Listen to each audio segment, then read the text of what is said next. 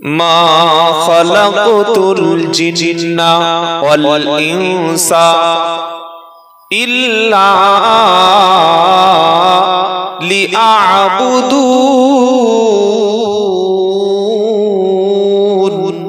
সকলে একবার বলুন আল্লাহু আকবার। একটু জোরে বলুন। যদি ভয় না লাগে তাহলে সকলে উচ্চ স্বরে আল্লাহু আকবার। আল্লাহ এখানে বোঝাচ্ছেন পবিত্র কোরআনে, মা খালাকতুল জিন্না ওয়াল ইনসা ইল্লা লিআবুদুন। আমি মানুষ এবং জিনকে সৃষ্টি করেছি একটাই মাত্র উদ্দেশ্য। কি উদ্দেশ্য? আমার ইবাদত করবে, শুধুমাত্র আমার ইবাদতের জন্য। এই বক্তব্যটা আরে আয়াতটা সব বক্তা বলে কি বলে না? সারা জীবন শুনবেন জলসায়, মা খালাকতুল জিন্না। ও টান কোথায় কি দিচ্ছে ওসব দেখা, টানে বেরা যাচ্ছে। কোরআনের কোথায় কোন টান আছে না ওসব খেয়াল কর। মা খালাকতুল জিন্না ওয়াল ইনসা। আচ্ছা, ইনসা টান আছে? হ্যাঁ, যারা কোরআন পড়তে পারে জিজ্ঞাসা করো, ওখানে টান দিয়েছে। ইল্লা লিআবুদুন। কেমন লাগছে? ভালো লাগছে, কিন্তু পড়াটা ভুল হয়েছে। পড়াটা ভুল হয়েছে। সুন্দর পাকা পাঁচ বোঝেন? পাকা পাঁচ ভয়ঙ্কর জিনিস। আল্লাহ বলছেন মানুষ আর জিন সম্প্রদায় হলো দুটো। কটা? আমরা জিন না আমরা মানুষ। অনেকে ভাবতে পারছে না যে জিন বলবো না মানুষ বলবো। কি সবাই মানুষ তো? আবার জিন জিন কেউ নেই তো? আমরা হলাম মানুষ। মা খালাকতুল জিন্না ওয়াল ইনসা ইল্লা লিআবুদুন। মানুষ এবং জিনকে আমি আল্লাহ সৃষ্টি করেছি শুধুমাত্র আমার ইবাদত করার জন্য। ইবাদত মানে কি? নামাজ পড়া ইবাদত, দান করা ইবাদত, যাকাত দেওয়া ইবাদত, হজ করা ইবাদত। আমরা মনে করি এগুলো করলাম মানে ইবাদত কমপ্লিট করলাম, কিন্তু ইবাদতের সঠিক সংজ্ঞা হলো আল্লাহর হুকুম মতো, রাসূলের তরিকা মতো, আল্লাহর হুকুম মতো, রাসূলের সুন্নাহ অনুযায়ী জীবন যাপন পরিচালনা করার নাম হলো ইবাদত। একটু বুঝে এসছে যে ইবাদতটা কাকে বলে? নামাজ পড়ে মসজিদ থেকে বার হয়ে গিয়েছে, কি বললেন? 2 রাকাত সুন্নাত ফজরে পড়েছে, 2 রাকাত ফরজ পড়েছে, নামাজ পড়ে টুপিটা পকেটে ঢুকে নিয়ে এবার জমিতে নেমে গেছে। জমিতে যখন নেমেছে তখন ওই কাপড়, যে লুঙ্গি যেটা পরে না, ওই লুঙ্গিটা গুড়িয়ে তুলতে তুলতে তুলতে এরকম খিঁচে এনে আর পিছনে এই ব্যাক সাইডে ভরে দিয়েছে। ওই যে ভরে দেয় যে ও সিস্টেমটা, ওটার নাম আপনাদের এখানে কি বলে? কাঁচা মারা। আমাদের বারাইপুর, আমার বাড়ি বারাইপুর চাম্পাহাটি, ওখানেও বলা হয় কাঁচা মারা, বুঝলেন? তা আপনাদের সঙ্গে আমার ভাষার মারাত্মক মিল আছে। কাঁচা মারা। এই লোকটি মসজিদে যখন ইবাদত করলো, মাথা থেকে টুপিটা কি খুলেছিল? জোরে বলুন। নামাজের সময় টুপিটা খুললো না। কেন? সে ভেবেছে টুপি খুললে নামাজ, টুপি খুললে নামাজের ক্ষতি হবে, এটা ভেবেছে। টুপিটা মাথায় দেওয়া হলো সুন্নাত, কিন্তু বেটা ছেলের জন্য হাঁটুর উপরে কাপড় তোলা কারণবশত কি কাবিরা গুনাহ, ছোট ছোট গুনাহ নয়, বড় গুনাহ, জায়েজ না। বেটা ছেলের জন্য নাভির থেকে হাঁটু পর্যন্ত ঢেকে রাখা সুন্নাত। ঢেকে রাখা সুন্নাত। আল্লাহ জাহান্নামে চুপিয়ে মেরে দেবে। এই শুনলেন এতক্ষণ ধরে মুর্শিদের কাছ থেকে? হাঁটুর উপরে কাপড় তোলা ফরজ, ঢেকে রাখা ফরজ, নামাজ হবে না। তাহলে লোকটা ইবাদত বুঝেছে, নামাজ মানে ইবাদত, কিন্তু চাষের সময় হাঁটুর উপরে কাপড় তুললে পাপ হয়, ইবাদতটা বুঝেনি। চাষ করা ও ইবাদত, চাষ করা কি? জোরে বলুন। যদি চাষটা হয় আল্লাহর খুশির জন্য, রাসূলের তরিকায়, বললে আবার কি রকম কথা? আল্লাহর খুশির জন্য কেউ চাষ করে নাকি? পারা নাম্বার 28, পৃষ্ঠা নাম্বার 13, লাইন নাম্বার 5, আয়াত নাম্বার 10, সূরার নাম জুমা। আল্লাহ পাক বলছে, ফাইদা কুদিয়াতিস সালাতু ফাতাশিরু ফিল আরদ ওয়াবতাগু মিন ফাদলিল্লাহ ওয়াযকুরুল্লাহা কাসীরান লাআল্লাকুম তুফলিহুন। আল্লাহ বলছেন, যখন নামাজ হয়ে গেল, নামাজ শেষ হলো, তখন তুমি জমিনে ছড়িয়ে পড়ো, জমিনে কাজের সন্ধানে বার হয়ে যাও। আমার বিস্তৃত জমিন, বিশাল বড় জমিন, তুমি পৃথিবীতে ছড়িয়ে যাও। ওয়াবতাগু, অনুসন্ধান করো, তালাশ করো, খোঁজ করো, মিন ফাজলিল্লাহ, আমার দেওয়া রুজি। এখানে ফাজলুল্লাহ মানে আল্লাহ দেওয়া রুজি, অনুগ্রহ তালাশ করো। আর আমি আল্লাহ বলেছি তোমার জন্য দুনিয়াতে রুজির ব্যবস্থা করে দিয়েছি। নামাজ পড়া হয়ে গেল, টুপিটা মাথায় খুলে নিল, জমি চাষ করে ফজরের নামাজ থেকে জোহর পর্যন্ত যদি কেউ হালাল অর্থ উপার্জন করার জন্য জমিতে চাষ করে, যতক্ষণ জমিতে চাষের মধ্যে থাকবে, নফল নামাজ, নফল ইবাদতের মতো সওয়াব হবে। তবে হাঁটুর উপরে কাপড় তুললে কিন্তু হবে।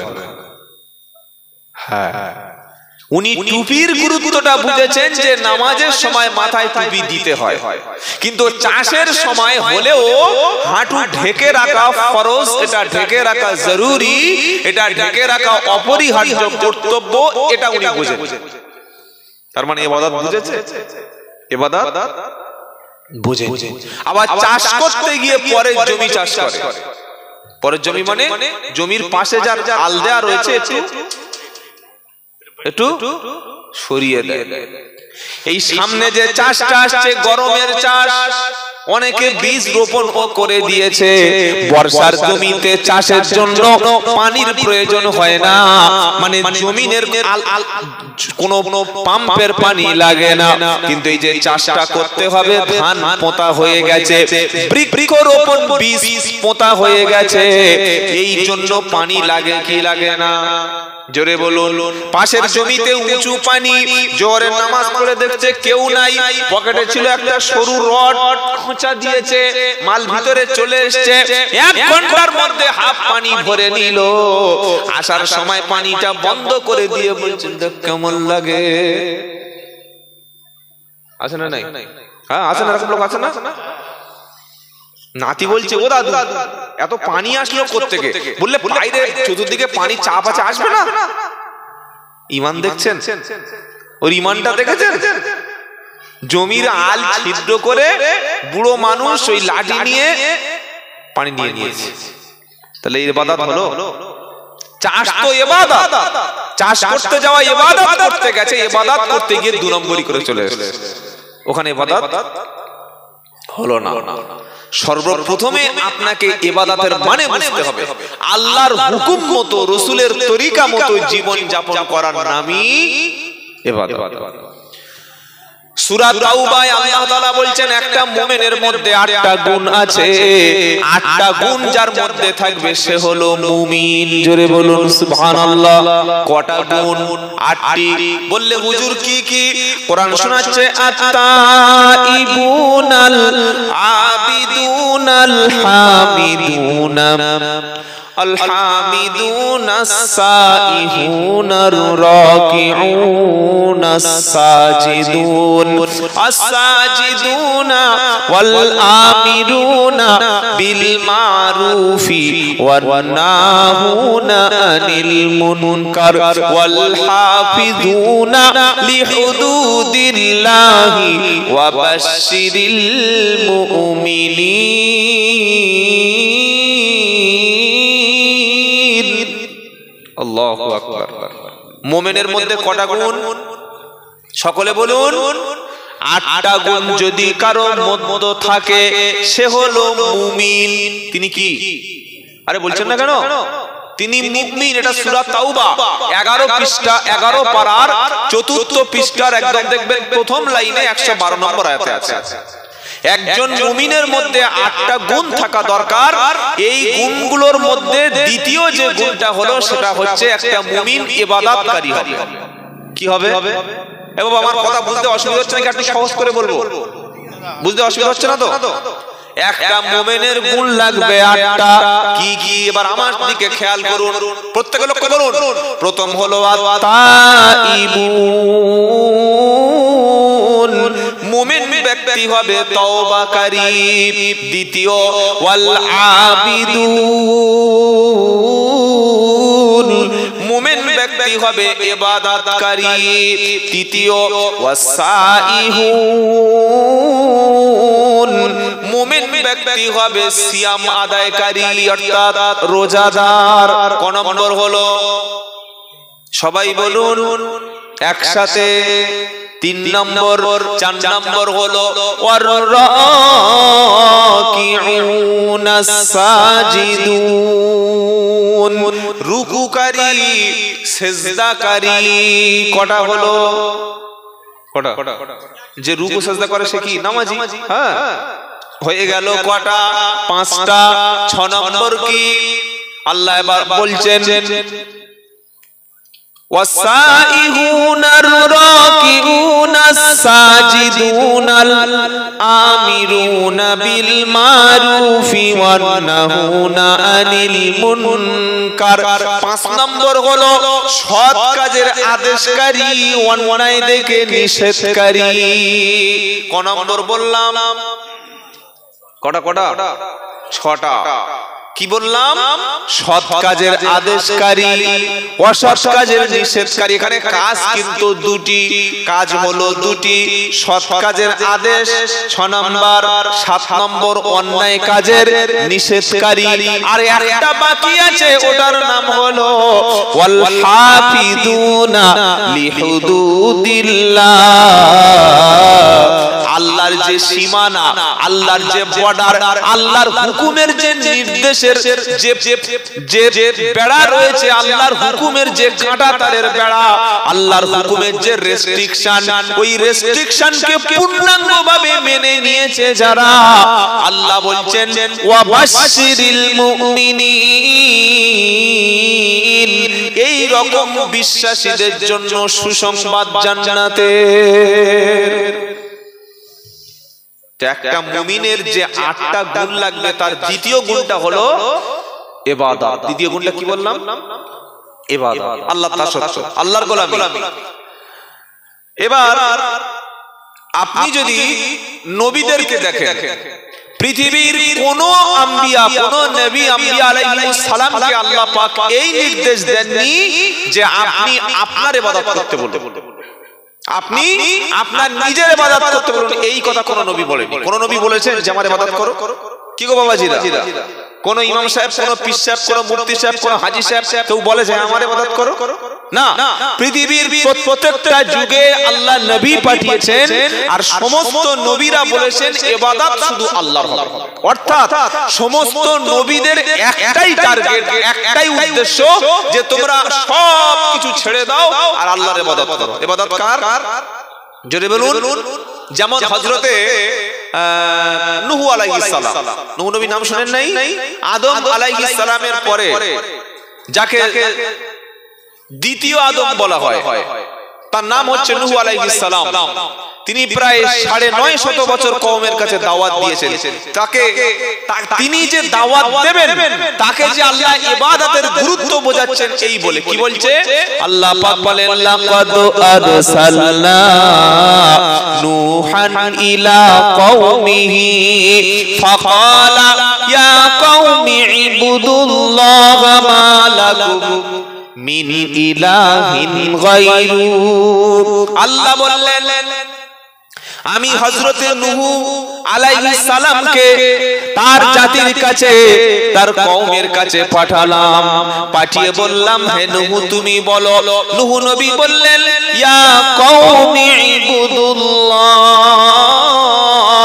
ও আমার জাতি তোমরা আল্লাহর ইবাদত করো। কার ইবাদত? না নূহ নবী। নবীদের ইবাদত করা যায়? এই নবীদের ইবাদত করা যায়? নবীদের ইবাদত হয় না, নবীদের গোলামি হয় না, নবীদের দাসত্ব হয় না, নবীদের কোনো জিকির হয় না, নবীদের নামে দরুদ হয়। কি বললাম বুঝতে পারলেন না? দরুদ হয় রাসূলের নামে, আর ইবাদত আল্লাহর নামে, আল্লাহর জন্য। কেউ যদি বলে আমি রাসূলের ইবাদত করছি, গুনাহ হবে না? হবে না? ঈমান চলে যাবে। কেউ যদি বলে আমি রাসূলের কাছে দোয়া করছি, ইয়া রাসূলুল্লাহ হাবিবাল্লাহ, আমি মাখালগাছা থেকে এসেছি, আমার বড় ছেলেটা খুব অসুস্থ, 4 লাখ টাকা খরচ করে হজে আসলাম, হে আল্লাহর নবী আপনি আল্লাহর পেয়ারা, আমার ছেলেটাকে আপনি সুস্থ করে দিন। ঈমান থাকবে? জোরে বলুন। আবার কেউ যদি জিকির করে নবীর নামে, তারও ঈমান থাকবে না, কারণ জিকির হবে শুধুমাত্র কার নামে? জোরে বলুন। আল্লাহ ছাড়া পৃথিবীর অন্য কারোর নামে জিকির। সে 1 সপ্তাহ আগে বাংলাদেশের একটা পীর সাহেব, হক্কানি পীর, তিনি নয়, তিনি ভণ্ড, তার নাম হলো হুজুরে শাহ। কি বললাম? কি নাম? কি নাম? হুজুরে শাহ। তিনি তার মুরিদদেরকে সবক দিচ্ছেন, কিরকম ঈমান নষ্ট করছে দেখো। একটা জিকির দিচ্ছেন। হাক্কানি ওলিদের কাছে গেলে দেখবেন তারা জিকির করতে বলে। বলে কি বলে না? যে বাবা এই জিকির করবে, বলে আমরা জিকির করি। তো এই ভণ্ড পীরটা জিকির দিচ্ছে তার মুরিদদের, এরকম বলছে, মুর্শিদ আমার হুজুরে শাহ কি মহিমা জানে, গলার মালা পরাইয়া ধীরে ধীরে টানে, ইমদে ইমদে ইমদে। জিকির। আচ্ছা এটা জিকির হলো? বলছেন না কেন? তো শয়তানি। কি গো?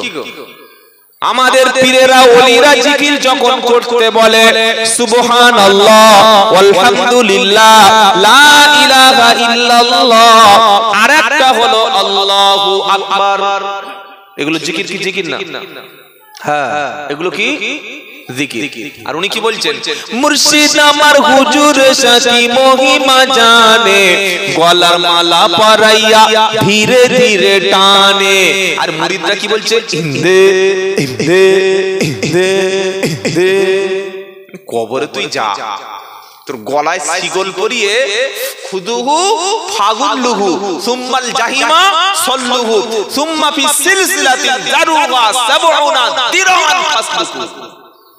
কিয়ামতের দিন আল্লাহ বলবে, জাহান্নামীদের বলবে খুদুহু, একে ধরো, ফাগুল্লুহু, গলায় বেড়ি পরাও, সুম্মাল জাহিমা সল্লুহু, এরপরে জাহান্নামে নিক্ষেপ করো।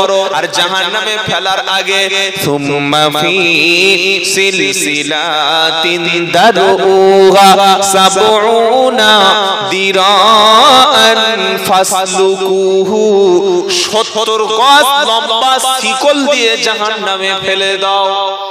সেজন্য যদি কোনোদিন কোনো আল্লাহওয়ালা ব্যক্তির কাছে গিয়ে বসেন, আল্লাহ পাওয়ার জন্য বসবেন, দ্বীন ইসলাম শেখার জন্য বসবেন, তবে আল্লাহওয়ালা ব্যক্তির কাছে বসার আগে দেখবেন লোকটা দুনিয়াদার কিনা। টাকা চাই, পয়সা চাই, সম্পদ চাই, খ্যাতি চাই, যশ চাই, নাম চাই, এই লোকটা হলো দুনিয়াখোর। এর কাছে গেলে কোনো মানুষ জান্নাতে যাবে? কথা মনে থাকবে ইনশাআল্লাহ।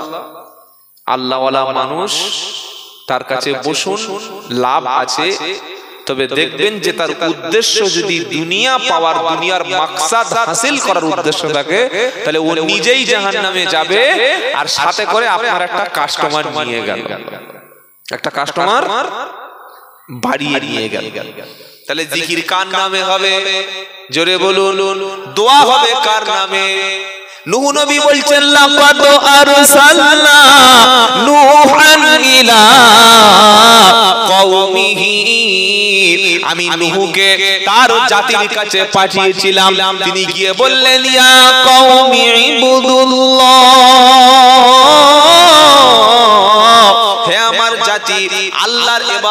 করো। জোরে বলুন সুবহানাল্লাহ। মিশরে অনেকগুলো নবী এসেছিলেন, জানেন না মিশর? তার ভিতরে একটা নবীর নাম হলো ওই মাদায়ানবাসী, মিশরের পাশে মাদায়ান রয়েছে, তার নাম হচ্ছে হযরতে শুআইব আলাইহিস সালাম। শুআইব নবী, কি নবী বললাম? নবী শুআইব। তার সম্পর্কে আল্লাহ বলছেন ওয়া ইলা মাদায়ানা আখাহুম শুআইবা ক্বালা ইয়া কওমি ইবুদুল্লাহা মা লাকুম মিন ইলাহিন গায়রু। হযরত শুআইব আলাইহিস সালাম গিয়ে বলছে আমার জাতি ও আমার কওম, এক আল্লাহর ইবাদত করো, তিনি ছাড়া আর অন্য কোনো ইলাহা নাই। জোরে বলুন সুবহানাল্লাহ। আবার হযরতে আদ জাতির জন্য, আদ বলে একটা কমিউনিটি, একটা সম্প্রদায়, তাদের জন্য আল্লাহ তাআলা হযরতে নবী হুদ আলাইহিস সালামকে পাঠিয়েছিলেন। ওয়া ইলা আদিন আখাহুম হুদা ফাকালা ইয়া কওমি ইবুদুল্লাহা মা লাকুম মিন ইলাহিন গায়রু। আদ জাতির জন্য তাদের ভাই হুদ আলাইহিস সালামকে নবী করে পাঠালাম। তিনি গিয়ে বললেন ও আমার জাতি, ও আমার সম্প্রদায়, একমাত্র আল্লাহর ইবাদত করো, তিনি ছাড়া অন্য কোনো ইলাহা নাই। তার মানে প্রত্যেকটা নবীর কথা এক, বুঝতে পারছেন? বুঝতে পারছেন না? সব নবী এক আল্লাহর ইবাদত করতে বলছে, আর কারণ নাই। আবার হযরতে সালেহ বলে আলাইহিস সালাম একজন নবী ছিলেন, নবী সালেহ, তাকে পাঠিয়েছিল সামুদ বলে একটা জাতির কাছে। তারা পাহাড়ে বাস করত, পাহাড় কেটে কেটে ঘর তৈরি করত। হ্যাঁ, আল্লাহ বলছেন ওয়া ইলা সামুদা আখাহুম সালিহা ক্বালা ইয়া কওমি ইবুদুল্লাহা মা লাকুম মিন ইলাহিন গায়রু। সামুদ জাতির কাছে তাদের ভাই সালেহ নবীকে পাঠালাম। তিনি গিয়ে বললেন ও আমার জাতি, তোমরা এক আল্লাহর ইবাদত করো, তিনি ছাড়া কোনো ইলাহা নাই, আইনদাতা নাই, উপাস্য নাই, বিধানদাতা নাই, জমিনের মালিক কেউ নয়। একই কথা বললো।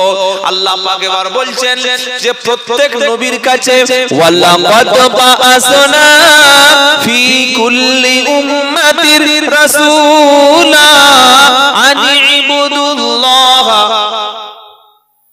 ওয়াজতানিবুত তাগুত। প্রত্যেক জাতির জন্য, প্রত্যেক কওমের জন্য আমি আল্লাহ নবী বা রাসূল পাঠিয়েছি। কি বলছেন? ওয়ালাকাদ বাআসনা ফি কুল্লি উম্মাতির রাসূলা। আমি প্রত্যেক জাতির জন্য রাসূল পাঠিয়েছি। প্রত্যেকটা রাসূল এসে বলেছে আনি ইবুদুল্লাহ, আল্লাহর ইবাদত করো। আচ্ছা, আমাদের নবী সাল্লাল্লাহু আলাইহি ওয়াসাল্লাম এসে কি বলেছেন? তোমরা মুহাম্মদ সাল্লাল্লাহু আলাইহি ওয়াসাল্লামের ইবাদত করো। আরে বলছেন না কেন? হ্যাঁ, আল্লাহর ইবাদত করো। যেদিন আল্লাহর নবী মারা গেলেন বা ইন্তেকাল করলেন, সেদিন সবচাইতে বেশি ভেঙে পড়েছিলেন, বেশি ডিপ্রেশনে চলে গিয়েছিলেন কে? হযরতে উমর। জানেন না, তরবারি হাতে তুলে নিয়েছে, থামাতে পারছে না কেউ। উনি বললেন যে বলবে মুহাম্মদ বলুন সাল্লাল্লাহু আলাইহি ওয়াসাল্লাম, বলুন সাল্লাল্লাহু আলাইহি ওয়াসাল্লাম মারা গেছেন, আমি এই তরবারি দিয়ে তার বিচার করব। তো কে সামনে যাবে? একে তো উমর, কি গো, বীর, শ্রেষ্ঠ বীর, সুবহানাল্লাহ বিহামদি সুবহানাল্লাহিল আযীম। আর দ্বিতীয়, নবীর মুহাব্বতে, নবীর ইন্তেকাল শুনে বিশ্বাসই করছে না। হ্যাঁ, বিশ্বাস হচ্ছে না যে তিনি মারা গেছেন। বলে যদি কেউ বলে মুহাম্মদ মারা গেছে, আগে তার মুন্ডুটা নেব, তারপরে মুহাম্মদ সাল্লাল্লাহু আলাইহি ওয়াসাল্লাম ভেবে দেব। আবু বকর সিদ্দিক রাদিয়াল্লাহু তাআলা মসজিদে আসলেন, মিম্বারে বসলেন এবং একটা খুতবা দিলেন। পবিত্র কোরআনের 4 নম্বর পারা সূরা আল ইমরানের 7 নম্বর পৃষ্ঠা 144 নম্বর আয়াত তেলাওয়াত করলেন, ওয়া মা মুহাম্মাদুন ইল্লা রাসূল ক্বাদ খালাত মিন ক্বাবলিহির রুসুল আফা ইন মাতা আও কুতিলা ক্বালাবতুম আলা সকলে বলুন সুবহানাল্লাহ। কোরআন শুনে মুখ থেকে সুবহানাল্লাহ বার হচ্ছে না, বড় আশ্চর্য। তিনি বললেন মুহাম্মদ ছিলেন আল্লাহর রাসূল সাল্লাল্লাহু আলাইহি ওয়াসাল্লাম। মুহাম্মদ সাল্লাল্লাহু আলাইহি ওয়াসাল্লামের আগে অনেক নবী রাসূল এসেছিলেন, সবাই তারা চলে গেছে। এবার মুহাম্মদ সাল্লাল্লাহু আলাইহি ওয়াসাল্লাম সম্পর্কে বলছেন আফা ইন মাতা, কোরআন বানানো গল্প নয় ভাই, আফা ইন মাতা, যদি মুহাম্মদ সাল্লাল্লাহু আলাইহি ওয়াসাল্লাম মারা যায়, মাতা মানে যদি মারা যায়, হ্যাঁ যদি মারা যায়, আও কুতিলা, যদি মুহাম্মদ সাল্লাল্লাহু আলাইহি ওয়াসাল্লামকে যদি হত্যা করে দেওয়া হয়, শহীদ করে দেওয়া হয়, তাকে যদি কতল করে দেওয়া হয়, তাহলে তোমরা কি আগের জাহেলিয়াতের যুগে ফিরে যাবে? ওই সময় আবু বকর বললেন, ওমর, হে মসজিদের সমস্ত মুসাল্লিরা, হে রাসূলের উম্মতেরা, তোমরা যদি মুহাম্মাদের ইবাদত করো তাহলে এটা যেন বিশ্বাস করো না যে মুহাম্মদ সাল্লাল্লাহু আলাইহি ওয়াসাল্লাম তিনি মারা গেছে। আল্লাহর ইবাদত যদি করো তোমরা বিশ্বাস করো অবশ্যই তিনি মারা গেছে। জোরে বলুন সুবহানাল্লাহ। এখানে তিনি দুটো পয়েন্ট ধরিয়ে দিলেন। আমার কথা বুঝতে অসুবিধা হচ্ছে বাবা? এক, যে রাসূল হলেও তাকে পৃথিবী থেকে যেতে হবে। আমাদের সমাজে একটা ভুল কথা আছে, বললে নবী রাসূলেরা মরে না, আল্লাহর ওলিরা মরে না, বলে না? এই বলে কি বলে না? তাহলে কি হয়? বললে তারা মরণের পরে কবরে জিন্দা। এই কথাটা বললে আল্লাহর কোরআনকে অস্বীকার করা হয়। নবীরা রাসূলুল্লাহ তারা মারা যান, তারা ইন্তেকাল করেন, দুনিয়ার জিন্দেগি থেকে ইন্তেকাল করলেও পরকালীন বারজাখিন জিন্দেগিতে তারা জীবিত আছেন। জোরে বলুন সুবহানাল্লাহ। এমনকি যদি কেউ দরুদ শরীফ পাঠ করে, এই যে বললেন সাল্লাল্লাহু আলাইহি ওয়াসাল্লাম, সঙ্গে সঙ্গে আল্লাহর ফেরেশতারা নিয়ে আল্লাহ রাসূল পাক সাল্লাল্লাহু আলাইহি ওয়াসাল্লামের মাজার মুবারকের সামনে দরুদ পৌঁছে দেয়। আল্লাহ রাসূল পাক সাল্লাল্লাহু আলাইহি ওয়াসাল্লাম তিনি সালামও পর্যন্ত উম্মতকে দিয়ে থাকেন। জোরে বলুন। তাহলে এটা হায়াতের জিন্দেগি না, এটা হায়াতের জিন্দেগি না, এই জিন্দেগিটার নাম হলো আলমে বারজাখ, পরকালীন জিন্দেগি। কি বললাম কথা বুঝতে পেরেছেন? বুঝতে পেরেছেন না? পারেন নাই? আমাদের সমাজে বিভ্রান্তমূলক বক্তব্যের অভাব নাই। বললে না ওলিরা মরে না। আরে বাবা, মরা না মানে দুনিয়া থেকে তিনি ইন্তেকাল করলেন, তিনি মারা গেছেন, বাট কবরের জিন্দেগিতে, পরকালীন জিন্দেগিতে, বারজাকিন জিন্দেগিতে আল্লাহ তাকে জীবিত রেখেছেন। জোরে বলুন সুবহানাল্লাহ। কিন্তু এই আমাদের দুনিয়ার তো এই জিন্দেগিটা না, ওই জিন্দেগিটার নাম হলো পরকালীন জিন্দেগি। কি জিন্দেগি? কি জিন্দেগি? পরকালীন জিন্দেগি। এটা বিশ্বাস করতে হবে, এটা মনে রাখতে হবে। তাহলে ইবাদত আল্লাহর করতে হবে, আর পৃথিবীর কোন নবীর ইবাদত করা যাবে না। নবীদের আইন মানতে হবে, নবীদের সুন্নাত মানতে হবে, কিন্তু আল্লাহ ছাড়া আর কারোর ইবাদত করা যেটা বলুন যাবে না। 15 নম্বর পারা 3 নম্বর পৃষ্ঠা 7 নম্বর লাইনে 23 নম্বর আয়াত সূরা বনী ইসরাঈলটা খুলুন।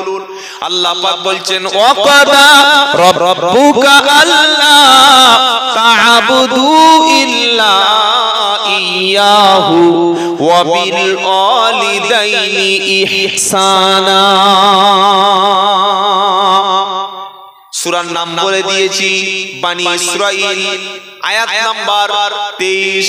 বিশ্বাস যদি আমার কথা না হয়, কাল সকালবেলা বক্তব্য শুনবেন বা খেয়াল করে নাম্বারগুলো মিলিয়ে দেখে নেবেন। আমার কথা শোনার দরকার নাই, আল্লাহ কি বলেছে সেইগুলো মিলিয়ে দেখে নেবেন। আমি আব্দুল্লাহ জুবায়ের সবচাইতে ছোট মানুষ, গুনাহগার। আমার কথাগুলি যদি আল্লাহর কোরআনের সঙ্গে মিলে যায়, নবীর হাদিসের সঙ্গে যদি মিলে যায়, তবে কথাগুলি মেনে নেবেন, আর যদি না মেলে সেগুলো মানার দরকার। জোরে সকলে বলুন।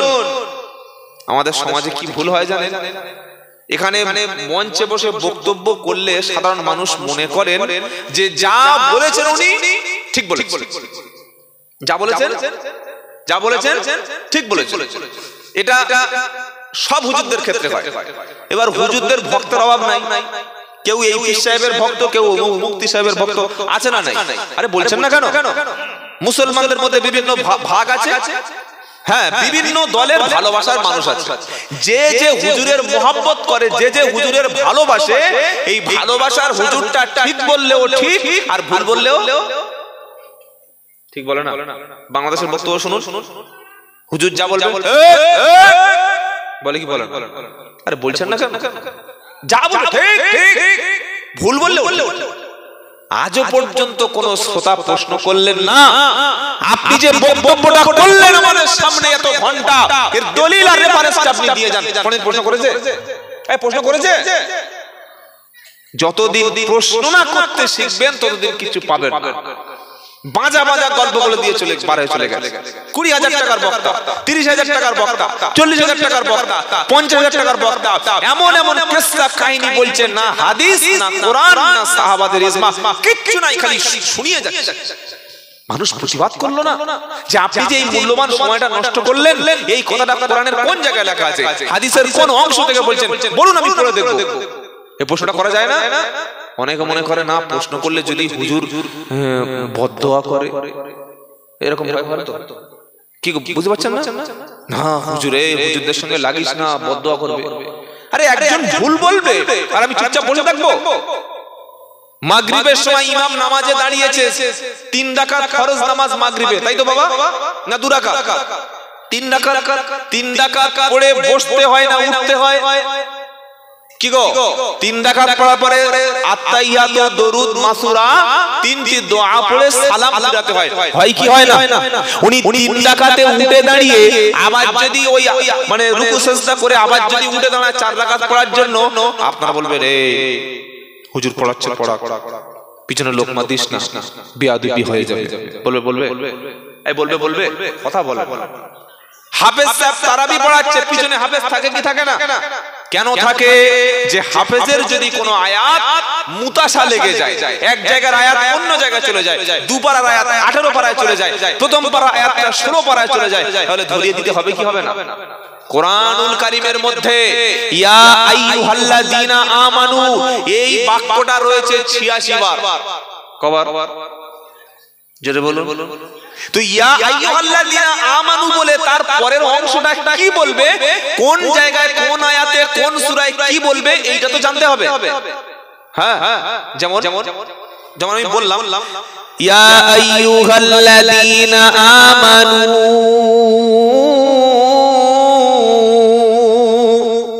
কি বলেছি বুঝতে পেরেছেন? ঘুমাচ্ছেন নাকি? এটা বলার পরে 86 রকম কথা কোরআনে আছে। জোরে বলুন না সুবহানাল্লাহ। কত রকম কথা? যেমন আমি 2 পারায় পড়ছি, ধরুন হাফেজ সাহেব দ্বিতীয় দিন তারাবি পড়ছে, মানে প্রথম রোজা মানে দ্বিতীয় তারাবি, তাই তো নাকি? তো দ্বিতীয় দিন তারাবি পড়ছে মানে হাফেজ সাহেব কপারা থেকে পড়বে?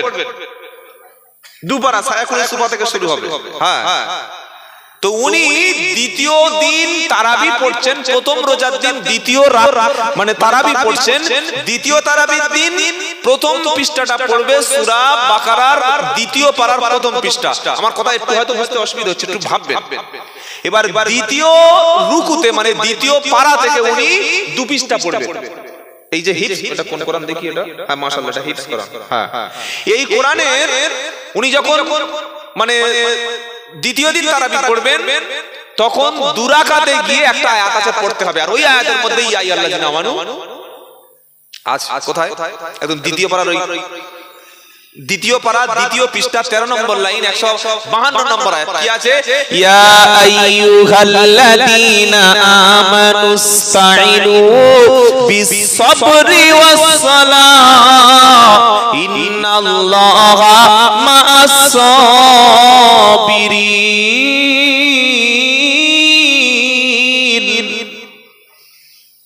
এখন হাফেজ সাহেব যদি এই আমানুস্তাঈনু না বলে যদি 28 পারায় চলে যায়, কপারায় 28 পারার 20 পৃষ্ঠারে ইয়া আইয়ুহাল্লাযীনা দিয়ে আমানু আয়াত আছে, কি আছে? ইয়া আইয়ুহাল্লাযীনা আমানু তুবু ইলাল্লাহি তাওবাতান নাসুহা। ইয়া আইয়ুহাল্লাযীনা আমানু বলে লাইন কি হলো? কথা বুঝতে পারছেন না? আমানু বলে লাইনটা অন্যদিকে চলে গেল। হ্যাঁ, শিয়ালদা থেকে ট্রেন ধরে ছেড়েছে হাসনাবাদ লোকাল আছে, আছে কি আছে আপনাদের শিয়ালদা থেকে আসার কটা রাস্তা? হাসনাবাদ আছে, আবার ওই বনগাঁও, তাই তো? তো লাইনটা ক্রস হয় কোথা থেকে? বারাসাত থেকে তো ইয়া আইয়ুহাল্লাযীনা আমানু থেকে লাইন ক্রস হয়ে যাচ্ছে। উনি যদি দুপারার আমানু তাইনু না বলে যদি তুবু বলে ফেলে, কবরা চলে গেল, কবরা 28 চলে গেল। আবার দেখেন, ইয়া আইয়ুহাল্লাযীনা আমানু লা তাকুলু রাইনা ওয়া কুলু উনজুরনা ওয়াসমাউ ওয়ালিল কাফিরিনা আযাবুন আলীম। এটা আবার প্রথম পড়া চলে গেল। কথা বুঝতে পারছেন? আবার যদি ওই আমানুর পরে যদি একটু গুলিয়ে ফেলে, এবার ফের দ্বিতীয় বার আরেকটা আয়াতে চলে যাচ্ছে। কোথায়? ইয়া আইয়ুহাল্লাযীনা আমানু দুখুলু ফিস সিলমি কাফা ওয়া লা তাত্তাবিউ খুতুওয়াতিশ শাইতান ইন্নাহু লাকুম আদুউম মুবিন। এটা দ্বিতীয় পারা সূরা বাকারার 11 পৃষ্ঠা 208 নম্বর আয়াত। উনি যদি আমানু ওই উদখুলু না বলে ওই পারাটা পড়ছে, ওখানে না বলে যদি বলে ইয়া আইয়ুহাল্লাযীনা আমানু, কোন আয়াতটা বলি? মদের আয়াতটা বলি, বলবো? আর বলছেন না কেন? ইন্নামাল খামরু ওয়াল মাইসিরু ওয়াল আনসাবু ওয়াল আজলামু রিজসুম মিন আমালিশ শাইতান ফাজতানিবুহু লাআল্লাকুম তুফলিহুন। তাহলে দুপারা থেকে ছেড়ে 7 পারায় চলে গেল। কবারায় বলুন, বলুন 7 কথা বুঝতে পারছেন? তাহলে কোথায় কোথায় যাওয়া যাচ্ছে?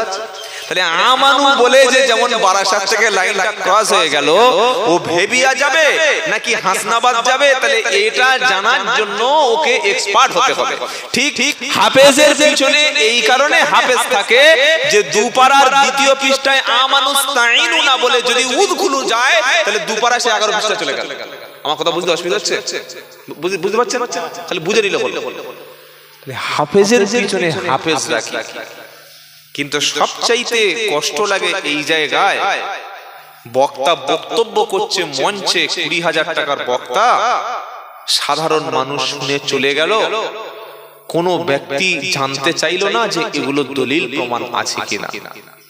আপনার বলুন হুজুর, আমরা মূর্খ সূর্খ মানুষ সব বুঝি, মূর্খ সূর্খ মানুষ সব বুঝি। আলু কিনতে গেছে, 34 টাকার আলু, 32 টাকার আলু, 36 টাকার আলু আর 31 টাকার আলু। আপনি আলু কিনতে গিয়ে বাজারে প্যাকেট নিয়ে 5 কেজি আলুর সামনে গিয়ে 5 কেজি মেপে নিয়ে টাকা দিয়ে চলে আসে, তাই তো নাকি? বলে হ্যাঁ। যে কোনো আলু দেখলেই দাম করেন, নিয়ে চলে আসেন। 4 জায়গায় 4-5 জায়গায় করেন না? কি গো, মাছ কিনতে গেছে, কত করে মাছ? তেলাপিয়া কত করে? 160 টাকা। দাও 1 কেজি দাও, বলেন নাকি? এই তোর মাছ ভালো তো, মাছের তলা এরকম কালো, ভিতরে পচা নেই তো? দেখি আরেক জায়গায় কত করে ভাই? 170 টাকা। আর ওরকম 60 টাকা বললো, তো তোমার 60 টাকা তুমি নাও। এটা হয় কি হয় না? সামান্য মাছ কিনতে গিয়ে আমরা দেখে নিই, কিন্তু ইসলাম যখন আমরা কোনো বক্তাকে মঞ্চে চাপিয়ে দিই না, যা বলছে সুবহানাল্লাহ, এখানে সবচাইতে জাতির বেশি ক্ষতিটা হয়েছে। যা বলেছে সুবহানাল্লাহ বলে চলে দিয়েছে। যখন কোন বক্তাকে দাওয়াত করবেন, কুরআনুল কারীম এবং হাদিস থেকে কথা শুনবেন, আমার আব্বা কি করেছে, দাদা কি করেছে, নানা কি করেছে, ওসব আমি শুনতে যাব কেন? তোর বাপ কি করেছে আমি শুনবো কেন? ওটা আমার কোনো শুনে লাভ আছে? ক্বাল আল্লাহ অথবা ক্বাল আর রাসূল, আল্লাহ কি বলেছে বলো, রাসূল কি বলেছে বলো। কি বলেছে তোমার পীর, কি বলেছে আকাবির, কি বলেছে তোমার বাপ দাদারা, ওই সব কথা ছাড়ো। যদি তুমি পারো কোরআন একটু বুঝে বাংলাটা পড়ো। আল্লাহর কসম করে বলছি, কারা হাক্কানি আলেম আর কারা আলেম নাম নিয়ে বক্তব্য করছে মানুষের ঈমান নষ্ট করছে, কারা হাক্কানি পীর, কারা হাক্কানি পীর নয়, কারা প্রকৃত আলেম আর কারা প্রকৃত আলেম নয়, এটা জানার জন্য হয়তো 15-20 বছর আপনি মাদ্রাসায় পড়তে না পারেন, অন্তত কুরআনুল কারীমের বাংলা অনুবাদটা যদি একবারও জীবনে কেউ পড়ে, হাক্কানি আলেম, হাক্কানি পীর, হাক্কানি দ্বীনের দায়ী আপনার চোখের সামনে ফুটে উঠবে। কি বলছি বুঝতে পারছেন না? হয়তো এই কুরআনুল কারীমটা আরবি আছে, এটা যদি আপনি বাংলায় একবার পড়েন আপনি আলেম হতে পারবেন না ঠিক, বড় মুফতি হতে পারবেন না ঠিক, আপনি হাদিসের পণ্ডিত হতে পারবেন না ঠিক, কিন্তু আলেম বা হুজুরের কথাটা আপনি একটু মিলিয়ে নিতে পারবেন, যিনি কোরআনের পক্ষে কথা বলছেন না কোরআনের বিপক্ষে কথা বলছেন। কি বলেছে মনে থাকবে বাবা? আল্লাহ তৌফিক, কষ্ট পাচ্ছেন না তো? আল্লাহ তৌফিক দান করুক, সকলে বলুন আল্লাহুম্মা আমিন। তাহলে এখানে আল্লাহ তাআলা কি শোনাচ্ছেন সূরা বনী ইসরাঈলে, যে ইবাদত আল্লাহ ছাড়া আর কারো করা, ওয়া কাদা রাব্বুকা আল্লা তা'বুদু ইল্লা ইয়াহু ওয়া বিল ওয়ালিদাইনি ইহসানা। আল্লাহ বলছেন আমি আল্লাহ চূড়ান্ত সিদ্ধান্ত করে দিয়েছি যে আমি আল্লাহ ছাড়া অন্য কারোর ইবাদত করা, জোরে বলুন, যাবে না। আল্লাহ ছাড়া পৃথিবীতে আরো কারো দাসত্ব করা যাবে না। আবার হযরতে মুসা নবীকে আল্লাহ যখন ওহী দিচ্ছেন, আমাদের নবীর উপর এই কোরআনুল কারীম নাযিল হয়েছে কার উপরে বাবা? জোরে বলুন, জানেন না? ও আমিনু বিমা নুজিলা আলা মুহাম্মাদিন ওয়া হুয়াল হাক্কু মির রাব্বিহিম। 26 নম্বর পারা 6 নম্বর পৃষ্ঠা 2 নম্বর লাইনের 1 নম্বর আয়াত, দ্বিতীয় একদম প্রথম লাইনের দ্বিতীয় আয়াত, সূরার নাম মুহাম্মদ। আল্লাহ বলছেন ও আমিনু বিমা নুজিলা আলা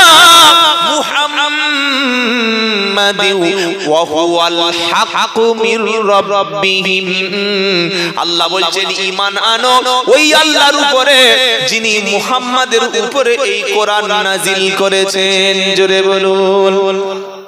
আমাদের নবীর উপরে যখন কোরআনুল কারীম নাজিল হয়, নবীর উপরে প্রথম যে কথাটা কোরআনের মধ্যে এসেছে সেই কথাটা কি ছিল সবাই জানেন, ইকরা বিসমি রাব্বিকাল্লাযী খালাক খালাকাল ইনসানা মিন আলাক ইকরা রাব্বুকাল আকরাম আল্লাযী আল্লামা বিল কলম। এটা আমাদের নবীর উপরে কোরআনের প্রথম বাণী, প্রথম কথা। কিন্তু মুসা নবীর উপরে যখন আল্লাহ তাআলা তাওরাত নামক একটা কিতাব দিয়েছিল, কি কিতাব বাবা? তখন কিন্তু আর এই কথা বলেনি, তখন অন্য কথা বলেছে। কি বলেছে? ইন্নানি আনাল্লাহ লা ইলাহা ইল্লা আনা ফা'বুদনি ওয়া আকিমিস সালাতা লিযিকরি। এটা সূরা তাহায় আছে, একদম ওই প্রথম পৃষ্ঠার শেষের দিকে আছে, সূরা তাহা 16 পারা 11 পৃষ্ঠা। আল্লাহ বলছেন ইন্নানি আনাল্লাহ, ও নবী মুসা আমি তোমার আল্লাহ, লা ইলাহা ইল্লা আল্লাহ ছাড়া কোনো ইলাহা নাই, ফা'বুদনি আমার ইবাদত করো। কার? আল্লাহ। ওয়া আকিমিস সালাতা লিযিকরি আমার শরণার্থে তুমি নামাজ আদায় করো। বলুন সুবহানাল্লাহ। তাহলে এতক্ষণ আলোচনা থেকে আমরা মোটামুটি একটা কনসেপশন তৈরি হলো যে ইবাদত শুধুমাত্র কার হবে? আল্লাহ তাআলা। কার ইবাদত হবে? শুধুমাত্র আল্লাহর ইবাদত, আর কারো ইবাদত করা যাবে না। দোয়াটা হলো একটা ইবাদত। দোয়া কি? এই বাবা দোয়া কি? দোয়া হলো ইবাদত। এই দোয়াটা আল্লাহ ছাড়া পৃথিবীতে অন্য কোন ব্যক্তির কাছে দোয়া চাওয়া জায়েজ নয়। কোন ব্যক্তির কাছে দোয়া চাওয়া জায়েজ নয়। আল্লাহর পরে সবচাইতে মর্যাদা, আল্লাহর পরে সবচাইতে সম্মান, আল্লাহর পরে সবচাইতে বড়, আল্লাহর পরে সবচাইতে যিনি মহান, যার আদর্শ ছাড়া কোনো মানুষ জান্নাতে যাবে না, আল্লাহর পরেই যার মর্যাদা তিনি হচ্ছেন বিশ্বনবী মুহাম্মদ মুস্তাফা সাল্লাল্লাহু আলাইহি ওয়াসাল্লাম। জোরে বলুন সুবহানাল্লাহ। এই নবীর কাছে দোয়া চাওয়া জায়েজ? জোরে বলুন না। পৃথিবীর কোন সাহাবা, কোনদিন বলেন না ইয়া রাসূলুল্লাহ হাবিবাল্লাহ আমি বিপদে পড়েছি আপনি সাহায্য করুন। অথবা কোন হাজী সাহেব বাংলার জমিন থেকে গিয়েছে হজ করতে, মদিনায় যাওয়ার পরে আল্লাহ রাসূল পাক সাল্লাল্লাহু আলাইহি ওয়াসাল্লামের সামনে কবরের সামনে হাত তুলে যদি কবরের কাছে সাহায্য চায়, কোন সুযোগও নাই, না সুযোগ আছে সরকারি ভাবে আর না সুযোগ আছে শরীয়তের দিক থেকে। আল্লাহ ছাড়া পৃথিবীতে অন্য কারোর কাছে দোয়া করা বলে হুজুর আপনি কি করে বলছেন? সূরা ফাতিহা পড়েছেন তো? সূরা ফাতিহা পড়েছেন না পড়েন নাই? ইয়্যাকা না'বুদু ওয়া ইয়্যাকা নাস্তাঈন। আল্লাহ পাক বলছেন ইয়্যাকা না'বুদু, আয় আল্লাহ শুধু আপনারই ইবাদত করি। এখানে শব্দ কি? ইবাদত। ইয়্যাকা না'বুদু, আল্লাহ শুধুমাত্র আপনারই ইবাদত করি। ওয়া ইয়্যাকা নাস্তাঈন, আর শুধুমাত্রই আপনার কাছেই সাহায্য চাই। কার কাছে? জোরে বলুন। কোন ব্যক্তি যদি আজমিরে গিয়ে গোরাচাঁদে হাড়োয়ায় গিয়ে কিংবা ঘুটিয়ারি গিয়ে পাথর চাপড়ি যাওয়ার পরে দেখতে সামনে বিশাল বড় একটা মাজার, এবার ঢুকে পড়েছে। ডান দিকে বসে আছে অনেক মাজারের খাদেম, বাম দিকে বসে আছে মাজারের খাদেম। বাড়ি থেকে একটা চাদর নিয়ে গেছে, আর বড় একটা ছাগল নিয়ে গেছে, 5 কেজি মিষ্টি কিনে নিয়ে একদম খাজা বাবার কবরের উপরে কিংবা বড় পীর সাহেবের কবরের উপরে কিংবা গোরাচাঁদ পীরের কবরের উপরে কিংবা বীরভূমের শিউড়িতে রয়েছে মাজার যার নাম হলো পাথর চাপড়ি। পাথর চাপড়ি, আরে জানা না? বাড়ি থেকে নিয়ত করে গেছে যে আমি মাজারে মান্নত করব। এবার ছাগলটা মাজারের কাছে ছেড়ে দিল, চাদরটা মাজারের উপর দিয়ে দিল, 5 কেজি মিষ্টি মাজারের ফকিরদেরকে খাইয়ে দিল। এবার কবরের সামনে গিয়ে বলছে ইয়া খাজা বাবা, ইয়া গাজী বাবা, ইয়া গোরাচাঁদ বাবা, হে বড় পীর আব্দুল কাদের জিলানী, আমি পশ্চিম বাংলার, আপনাদের কোন থানা জানো? হাসনাবাদ থানা। হাসনাবাদ থানার মাখালগাছা, তাই তো? মাখালগাছা থেকে এসেছি, বিয়ে করেছি 10 বছর, ছেলে নাই মেয়ে নাই, আপনি দয়া করলে আল্লাহ একটা ছেলে দেবে। এই নিয়ত করে কেউ মাজারের কাছে কাঁদলো, হে বাবা শুনেছি আপনার বিশাল ক্ষমতা, আপনি একটা বাচ্চার ব্যবস্থা করুন। বললে ভাই মাজারে চাইছো কেন? বললে আল্লাহর কাছে ডাইরেক্ট চাইলে তিনি দেবেন না, কিন্তু পীরের মাধ্যমে পীর যদি চেয়ে দেয়, পীর যদি আমার আল্লাহর কাছে পৌঁছে দেয়, তাহলে আমার দোয়াটা তাড়াতাড়ি কবুল হবে। তাই পীরের কাছে বলেছি, আল্লাহ দিয়েছে। যেমন মুখ্যমন্ত্রীর কাছে ডাইরেক্ট চাওয়া যায় না, প্রধানমন্ত্রীর কাছে ডাইরেক্ট চাওয়া যায় না, এলাকার প্রধান এমএলএ এমপি ধরতে হয়, তবেই ওদের কাছে যাওয়া যায়। এই রকম নিয়ত করে ডাইরেক্ট যদি কবরওয়ালার কাছে কেউ চায়, কোরআন শোনাচ্ছে ও একটা জালিম, ওয়ালা তাদউ মিন দুনিল্লাহি মাল্লা ইস্তাজিবু লাহু ইলা ইয়াউমাল কিয়ামাতি ওয়া হুম আন দুআইহিম গাফিলুন ওয়া ইযা হুশিরান নাসু। কি সুন্দর কথা। ওয়ালা তাদউ, তোমরা চেও না, দেখো না, দোয়া করো না, মিন দুনিল্লাহ, আল্লাহ ছাড়া। কথাটা কার? এ বানানো কথা। 26 পারার একদম প্রথম পৃষ্ঠা সূরা আহকাফ খুলে দেখুন। 26 পারার প্রথম পৃষ্ঠা সূরা আহকাফটা খুলে দেখুন। বানানো কথা বলে আপনাদের সময় আমি নষ্ট করতে আসিনি, কোরআনে কি সাফ লেখা আছে শুনিয়ে দিচ্ছি। আল্লাহ বলছেন ও বান্দা, তুমি কবরের কাছে, কোন মাজারের কাছে, কোন আল্লাহওয়ালার কাছে গিয়ে কেন চাইবে? কেন তুমি সেখানে সাহায্য চাইছো? দোয়াটা হলো ইবাদত, আর আল্লাহ ছাড়া কারোর কাছে ইবাদত করা যায় না, আর ইবাদতের অংশ হলো দোয়া, তাই দোয়াটাও আল্লাহ ছাড়া কারোর কাছে করা। কোরআন শরীফ খুলেছি, পারা নাম্বার 26, পৃষ্ঠা নাম্বার 1, লাইন নাম্বার 7, 8, 9, আয়াত নাম্বার 4 এবং 5। সূরার নাম হলো আহকাফ। কি বললাম? জোরে বলুন। আহকাফ। এই সূরার মধ্যে কি বলছে দেখুন, আল্লাহ কি বলছে।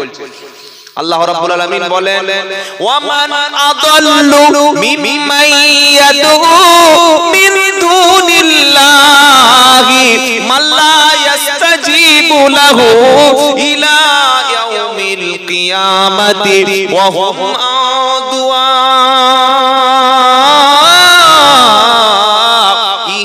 গাফিলুন। ওয়ামান আযাল্লু, এটা ইসমে তাফজিলের সিগা। আল্লাহ পাক বলছেন তার চাইতে বড় জালিম। জালিম বুঝেন না? খালি বুকে গুলি করছে ও জালিম, ও তো জালিম। মানুষের জমি জায়গা কেড়ে নিচ্ছে ও জালিম, লোকের বিরুদ্ধে মিথ্যা মামলা দিচ্ছে সে জালিম। আর আল্লাহ ছাড়া যদি অন্য কোন ব্যক্তির কাছে, কোন কবরে, কোন পীরের কাছে, কোন মাজারে যদি কেউ হাত তুলে দোয়া চায়, আল্লাহ বলছেন ওয়ামান আযাল্লু, তার চাইতে বড় জালিম কে আছে? মিম্মান ইয়াদউ মিন দুনিল্লাহ। আপনাকে পড়ে পড়ে শোনাচ্ছি, এর পরে যদি বিশ্বাস না করেন আর কিছু করেন। আল্লাহ বলছেন তার চাইতে বড় জালিম পৃথিবীতে কেউ নাই।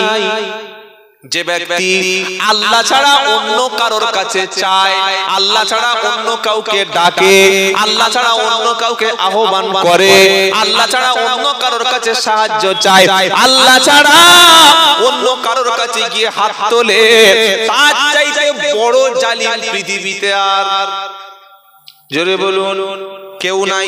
এখন কথা শেষ হয় নাই, আরো কথা শুনুন। এবার আল্লাহ বলছেন শুধু ওইটুকু বললে হয়ে যেত, তাহলে এই পৃথিবীতে সবচাইতে বড় জালিম কে? আল্লাহ ছাড়া অন্য কোন মাজারে, কবরে, দরগাতে মান্নত করছে, ডাকছে, সাহায্য চাইছে, দোয়া চাইছে, সে কি বড় জালিম? কথাটা আমি বানালাম না আল্লাহর। জোরে বলুন, আরে জোরে বলুন। আল্লাহ বলছে সবচাইতে বড় জালিম ওই ব্যক্তি যারা কবরের কাছে গিয়ে কবরওয়ালার কাছে দোয়া করে চায়। এটা বলে আল্লাহ কিন্তু এখনো বন্ধ করে নাই, আরো কথা বলছে। আর কি বলেছে বলবো? বলবো হজম হবে তো? অনেক কঠিন কথা, কিন্তু হজম হবে না। কোরআন আরবি পড়লে সবাই শুনবে, যদি অনুবাদ করি কি বলছে আমাদের বিরুদ্ধে বলে যাচ্ছে না। কোরআন কারোর বিরুদ্ধে নয়, কোরআন তাওহীদের পক্ষে, সুন্নাহর পক্ষে। বলুন সুবহানাল্লাহ। আরবিতে খতম বললে সবাই সবাই কি গো?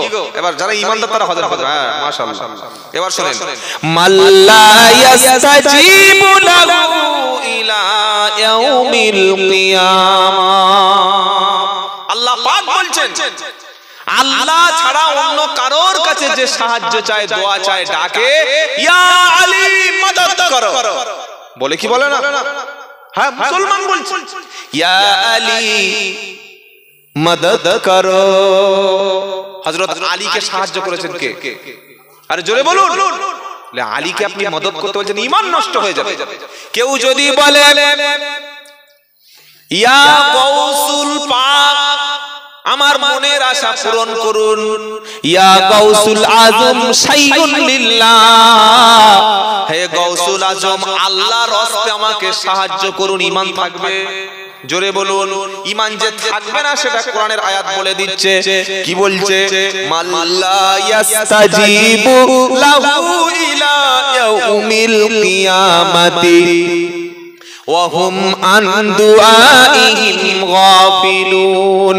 আল্লাহ পাক বলছেন আল্লাহ ছাড়া তোমরা যাদেরকে ডাকো, কিয়ামত পর্যন্ত যদি তুমি কবরের কাছে গিয়ে ডাকো, কিয়ামত পর্যন্ত কোন মাজারের কাছে বসে বসে কবরওয়ালাকে যদি তুমি ডাকো, মাল্লা ইস্তাজিবু লাহু ইলা ইয়াউমিল কিয়ামাহ, কিয়ামত পর্যন্ত ডাকলেও তিনি সাড়া দেবেন না। কে বললেন? আল্লাহর কথা। আমি কিন্তু বানাচ্ছি না, আলেমদের যারা বসে জিজ্ঞাসা করুন। এবার কি বলছেন? ওয়া হুম আন দুআইহিম গাফিলুন। আল্লাহ বলছে তুমি যাকে ডাকছো সে তোমার দোয়া সম্পর্কে গাফেল। কি বলছি বুঝতে পারছেন? বুঝতে পারছেন না? আপনি যে বড় আশা করে মাজারে গেলেন, কবরে গেলেন, কিছু নিতে গেলেন, কিছু চাইতে গেলেন, কিছু সাহায্যের জন্য গেলেন, আল্লাহ বলছে তুমি যার ডাকছো, যাকে মানে ছেলে চাইছো, মেয়ে চাইছো, তোমার হায়াত চাইছো, তোমার রুজি চাইছো, গাড়ি বাড়ি যেন উন্নতি হয়, তোমার ডেভেলপমেন্টের জন্য চাইছো, ডাকলে তো কিয়ামত পর্যন্ত সাড়া দিতে পারবে না, দেবেই না। আর যদি আল্লাহ বলছেন কারণ তারা তোমার দোয়া সম্পর্কে তারা গাফেল। গাফেল মানে কি বুঝতেই পারছেন? হ্যাঁ, কে চাইছে কে আসছে ওসব খবরই তাদের নাই। কে বলছেন? কে বলছেন? আল্লাহ বলছেন। এইবার মারাত্মক কথাটা শুনুন, আপনি আশ্চর্য হয়ে যাবেন কোরআন শুনলে। এবার কি বলছে? ওয়াইদা হুশিরুন নাসু কানু লাহুম আ'দাআ ওয়া কানু বিইবাদাতিহিম কাফিরিন। আল্লাহ পাক বলছেন ওয়াইদা হুশিরুন নাস, ওয়াইদা অতঃপর যখন হুশিরুন নাস সমস্ত মানুষকে একত্র করব, কানু লাহুম আ'দাআ তখন এই যাদেরকে ডেকেছো, সাহায্য চেয়েছো, যাদের কবরে গিয়ে তুমি ইবাদত করেছো, এরা তখন তোমার শত্রু হবে। এরা কি হবে জোরে বলো? শত্রু হবে। এই ওলিরা কি বলবে? ওয়া কানু বিইবাদাতিহিম কাফিরিন। তখন এই সমস্ত ব্যক্তিরা তুমি যে ডেকেছো সেই বিষয়ে তারা অস্বীকার করবে। সুবহানাল্লাহ। সূরা আহকাফ 26 পারার একদম মিডল পয়েন্টে 4 এবং 5 নম্বর আয়াত, যে কোনো অনুবাদ থেকে অনুবাদ করে নেবেন আর কথাটা মিলিয়ে নেবেন যে আমি ঠিক বলে গেলাম। আমি তো আরবি কোরআন থেকে শোনালাম, বিশ্বাস করুন। তাহলে দোয়া হলো ইবাদত। দোয়া শুধু কার কাছে করতে হয়? কার কাছে করতে হয়? যত কঠিন বিপদ হোক, মুসিবতে হোক, কোন কঠিন বিপদ মুসিবতে কোনদিন ধৈর্য হারা হব না। আর দোয়া যখন চাইবো কার কাছে? কার কাছে? কারণ আল্লাহ পাক তিনি সাড়া দেবেন, ওয়াদা করেছেন। ওয়া ক্বালা রাব্বুকুম উদউনি আস্তাজিব লাকুম। 24 নম্বর পারা 12 নম্বর পৃষ্ঠা 4 নম্বর লাইনে 60 নম্বর আয়াত সূরা মুমিন। আল্লাহ কি বলছেন? কবরে যাও না মাজারে দোয়া করো না, আল্লাহ বলছেন ওয়া ক্বালা রাব্বুকুম উদউনি আস্তাজিব লাকুম। ও আমার বান্দা, তোমরা আমাকে ডাকো, আমাকে ডাকলেই আমি আল্লাহ সাড়া দেব। জোরে বলুন সুবহানাল্লাহ। এবার প্রশ্ন হতে পারে আল্লাহ বাংলা বোঝে, কারণ মৌলবীরা তো আরবিতে দোয়া করে, আমি যদি বাংলায় দোয়া করি হবে? হবে? ঠিক বলছেন তো? হবে? হবে? আরে হবে মানে কি? বেশি ভালো। যার মুখে ভাষা নাই, এরকম অবাক লোক সমাজে আছে না নাই? কথা বলতে পারে না, তো সে যদি সাড়া দেবে কি দেবে?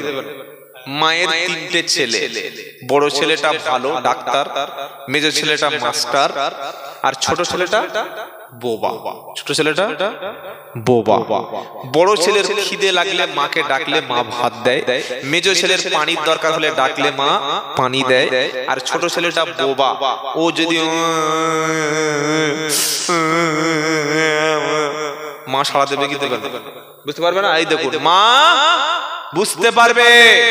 আল্লাহ বলছেন শোনো, যার মুখে আরবি আছে, আরবি বুঝি, আমি আল্লাহ আরবিতে তাকে তার ডাকে সাড়া দিই, বাংলায় ডাকলে সাড়া দেব, উর্দুতে ডাকলে সাড়া দেব, হিন্দিতে ডাকলে সাড়া দেব, ফার্সিতে ডাকলে সাড়া দেব। যার মুখে কোনো ভাষা নাই, তার অন্তরের ডাকটাও আমি আল্লাহর আরশে আজিমে পৌঁছে যায়। যারা বলেন সুবহানাল্লাহ। এবার প্রশ্ন হচ্ছে, আল্লাহ যে শুনলেন, আল্লাহ যে সব ভাষা বুঝলেন, কিন্তু সাড়াটা দেবেন, এবার তিনি কত দূর আছে? কি গো, ধরুন এই মাইকটা ধরুন, বন্ধ করে দিলাম।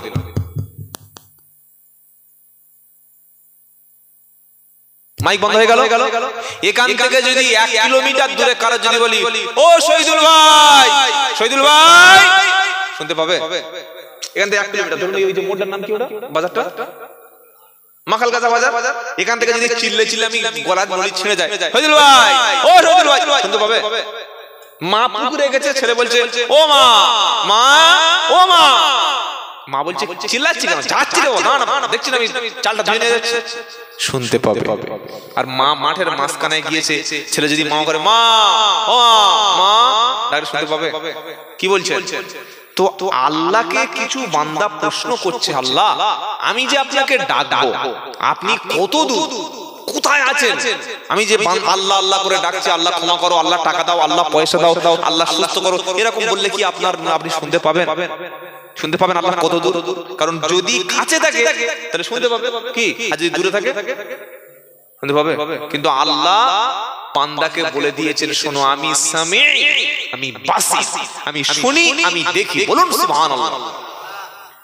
বান্দা বলছে আমাকে ডাকো আমি সাড়া দেব, আর কত কাছে আছি এটাও তুমি শুনে নাও। 2 নম্বর পারা 8 নম্বর পৃষ্ঠা 4 নম্বর লাইন 186 নম্বর আয়াত সূরার নাম বাকারা। ওয়া ইদা সাআলাকা ইবাদি আন্নি ফাইন্নি করিব উজিবু দাওয়াতাদ দাঈ ইদা দাআনি ফালইস্তাজিবুলি ওয়ালিউমিনু বি লাআল্লাহুম ইয়ারশুদুন। ওয়া ইদা যখন সাআলাকা ইবাদি আন্নি ফাইন্নি করিব, আল্লাহ বলছেন নবী আমার বান্দারা আমার সম্পর্কে আপনার কাছে যখন প্রশ্ন করে আমি আল্লাহ কত দূর আছি, আল্লাহ পাক বলছেন নবী আপনার বান্দাকে বলে দিন আন্নি ফাইন্নি করিব, আমি বান্দার সবচাইতে কাছাকাছি। উজিবু দাওয়াতাদ দাঈ ইযা দাআনি ফালইস্তাজিবুলি, আমি তার ডাকে সাড়া দিই, তার জবাবের উত্তর দিই। জোরে বলুন। কবি কি বলছেন, এবার একটা কবির কথা শোনাই। খোদা তোমার ডাকতে পারি না, ডাকার মতো ডাকলে খোদা কেমনে শোনে না, খোদা তোমার ডাকতে পারি না, ডাকার মতো ডাকলে খোদা কেমনে শোনে না। ডাক দিয়েছে নবী ইউনুস মাছের পেটে গিয়া, মাছের পেটের ডাকে সাড়া দিয়ে নবী ইউনুসকে দিল আল্লাহ বাঁচাইয়া। দিয়েছে না দেয় না? আরে জোরে বলুন। আচ্ছা আমাদের যদি ধরে আর রকম মাছের পেটে না, যদি একটা বড় মাটির তলা চাপা দিয়ে দেয় বলে তুই এবার বাড়া দেখি, আমরা তো ভয় দেবো। মাছের পেটে গিয়ে কি দোয়া বললেন? লা ইলাহা ইল্লা আনতা সুবহানাকা ইন্নী কুনতু মিনাল, কি তাসবিহ পড়েছেন না পড়েন নাই? ওখানেই দোয়া করছেন, ওখানেই চাইছেন সুবহানাল্লাহ বলুন। আল্লাহ শুনতে পেয়েছিলেন? হ্যাঁ পাননি পাননি। মাছের পেট গো, ওটা দুনিয়ার মসজিদ নয়। আল্লাহ কি বলছেন? আল্লাহ ডাকে সাড়া দিয়েছেন, শুধু সাড়া দেননি, ওই কথাটা কোরআনে লিখে দিয়েছে। হ্যাঁ ওটা 17 পারায় সূরা আম্বিয়ার 83 নম্বর আয়াত। আল্লাহ কি বললেন? ফাসতাজাবনা লাহু ওয়া নাজাইনাহু মিনাল গাম্মি ওয়া কাযালিকা নুনজিল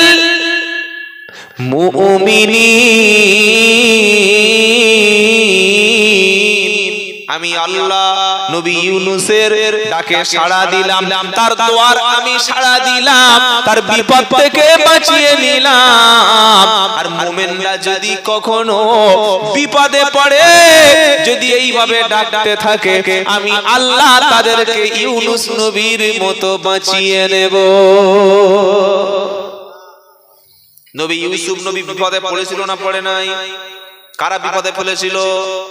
নিজের মায়ের পেটের ইউসুফ নবী কারা বিপদে ফেলেছিল? পঞ্চায়েতের সদস্য, প্রধান, নিজের ভাই। তবে ইউসুফ নবীর জামানায় ভাইরা একটু দুশমন ছিল, এখন আমাদের ভাইগুলো কেউ দুশমন নেই। আছে? সর্বনাশ। বড় ভাইয়ের মেয়ের বিয়ে হচ্ছে, ছোট ভাই দাওয়াত হয়। বড় ভাই বউকে রাত্রেবেলা বলছে এই দেখো, তো ওই আমাদের মরিয়ামের কুচি আব্বা, আপনার কুচি আব্বা বলে না ছোট আব্বা বলে? ছোট আব্বা দাওয়াত করি। কি বললে? ওই ছোট দাওয়াত করবে, টাকা গায়ে কামড়াচ্ছে, বেশি হয়েছে। আমি বেঁচে থাকা অবস্থায় তোমার ছোট ভাইয়ের সঙ্গে কোনো আলাপ করবে না, কথা বলবে না।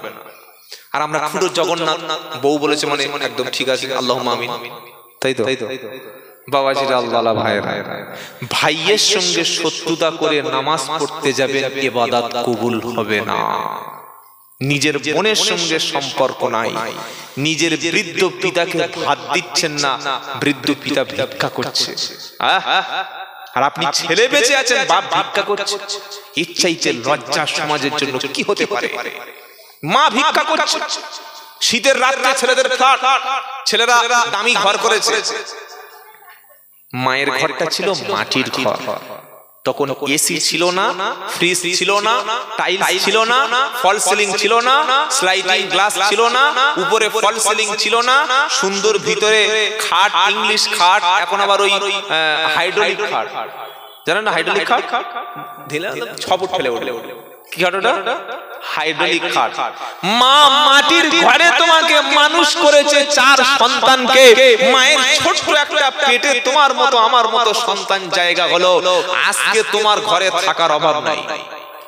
আমি এই 4 দিনের সফরে ছিলাম উত্তরবঙ্গে, 4 দিন এমন এমন বাড়িতে ছিলাম, মানে একটা লোক, একটা ছেলে, একটা মেয়ে, কেউ না, 4টে 5টা 8টা 10টা করে রূপ থাকার লোক নাই। আমাদের ঘরগুলিতে সবার জায়গা হয়, কিন্তু মায়ের জায়গা হয় না। কেন?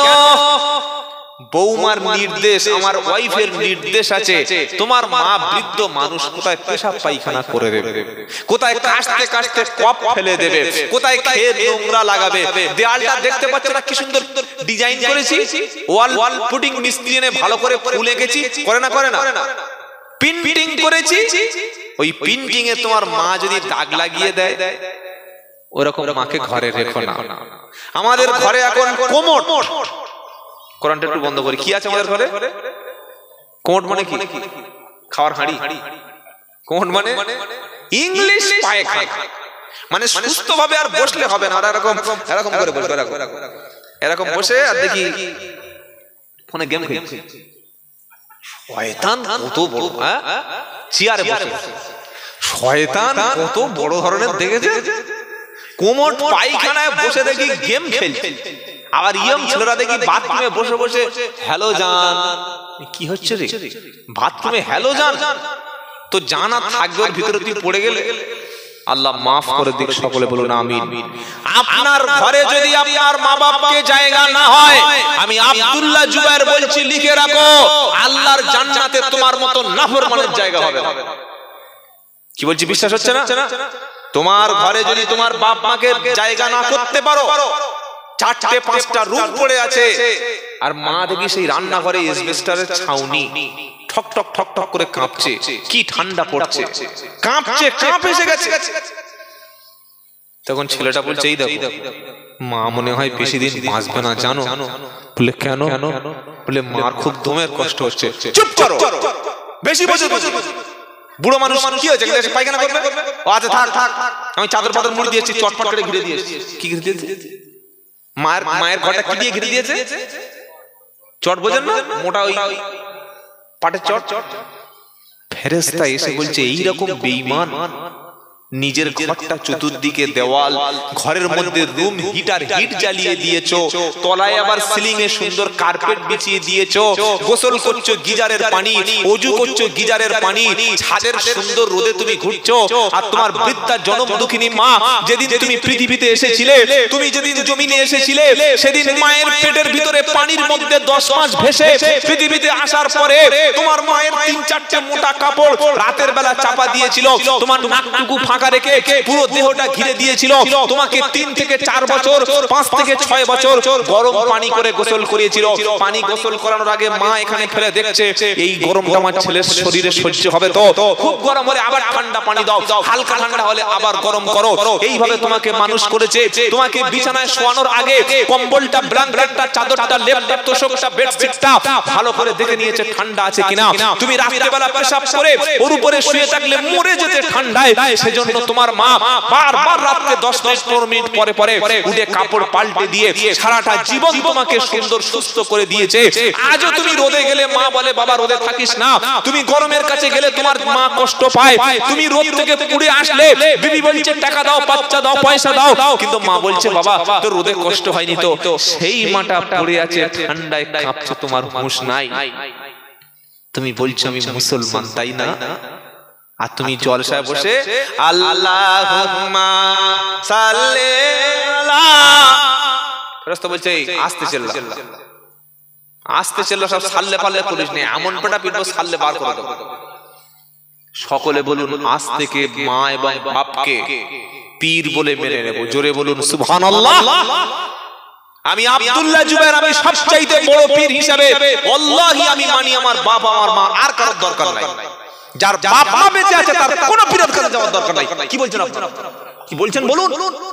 আর আমি যদি দেখাতে পারি যে বাপ মা আপনার পীর, মুসলমান আজকের পীর নিয়ে গন্ডগোল আছে না নাই? কি গো, এ পীরের মুরিদ ও পীরকে বলছে ভণ্ড পীর, ও পীরের মুরিদ ও পীরের বলছে ভণ্ড পীর। তাহলে আসলটা কি ধরতেই পারছি না। কি গো বলছে না, বলে না? এখন পীরের প্রতিযোগিতা চলছে, সব পীর, সব পীর। আসল যারা হক্কানি পীর ছিলেন, আল্লাহর কসম তারা কখনো নিজেকে পীর বলে দাবি করতেন না। জোরে বলুন সুবহানাল্লাহ। খাজা মঈনুদ্দিন চিশতি রহমাতুল্লাহ আলাইহি, তারপরে নিজামউদ্দিন রহমাতুল্লাহ আলাইহি, আশরাফ আলী থানভী রহমাতুল্লাহ আলাইহি, কাসেম নানুতবী রহমাতুল্লাহ আলাইহি, মাওলানা জাকারিয়া রহমাতুল্লাহ আলাইহি, মাওলানা ইলিয়াস রহমাতুল্লাহ আলাইহি, ফুরফুরার মুজাদ্দিদ আবু বকর সিদ্দিক রহমাতুল্লাহ আলাইহি, আমাদের বসিরহাট আল্লামা রুহুল আমিন রহমাতুল্লাহ আলাইহি, কোনদিন এদের নামের আগে পয়ে দীর্ঘই র শব্দ বসিয়েছে কেউ যদি প্রমাণ করতে পারে তিনি তার নামের আগে পীর লিখে গেছে, আমি 50,000 টাকা তার টাকা যদি সে প্রমাণ করতে পারে। মানুষ তাদের কাজ তাদের ব্যবহার দেখে পীর বলে মেনে নিয়েছিলেন। বলুন সুবহানাল্লাহ। আর এখন আমরা কি করছি? গাড়ির সামনে লিখে দিয়েছে পীর। দেখেন নাই, গাড়ির সামনে পীর।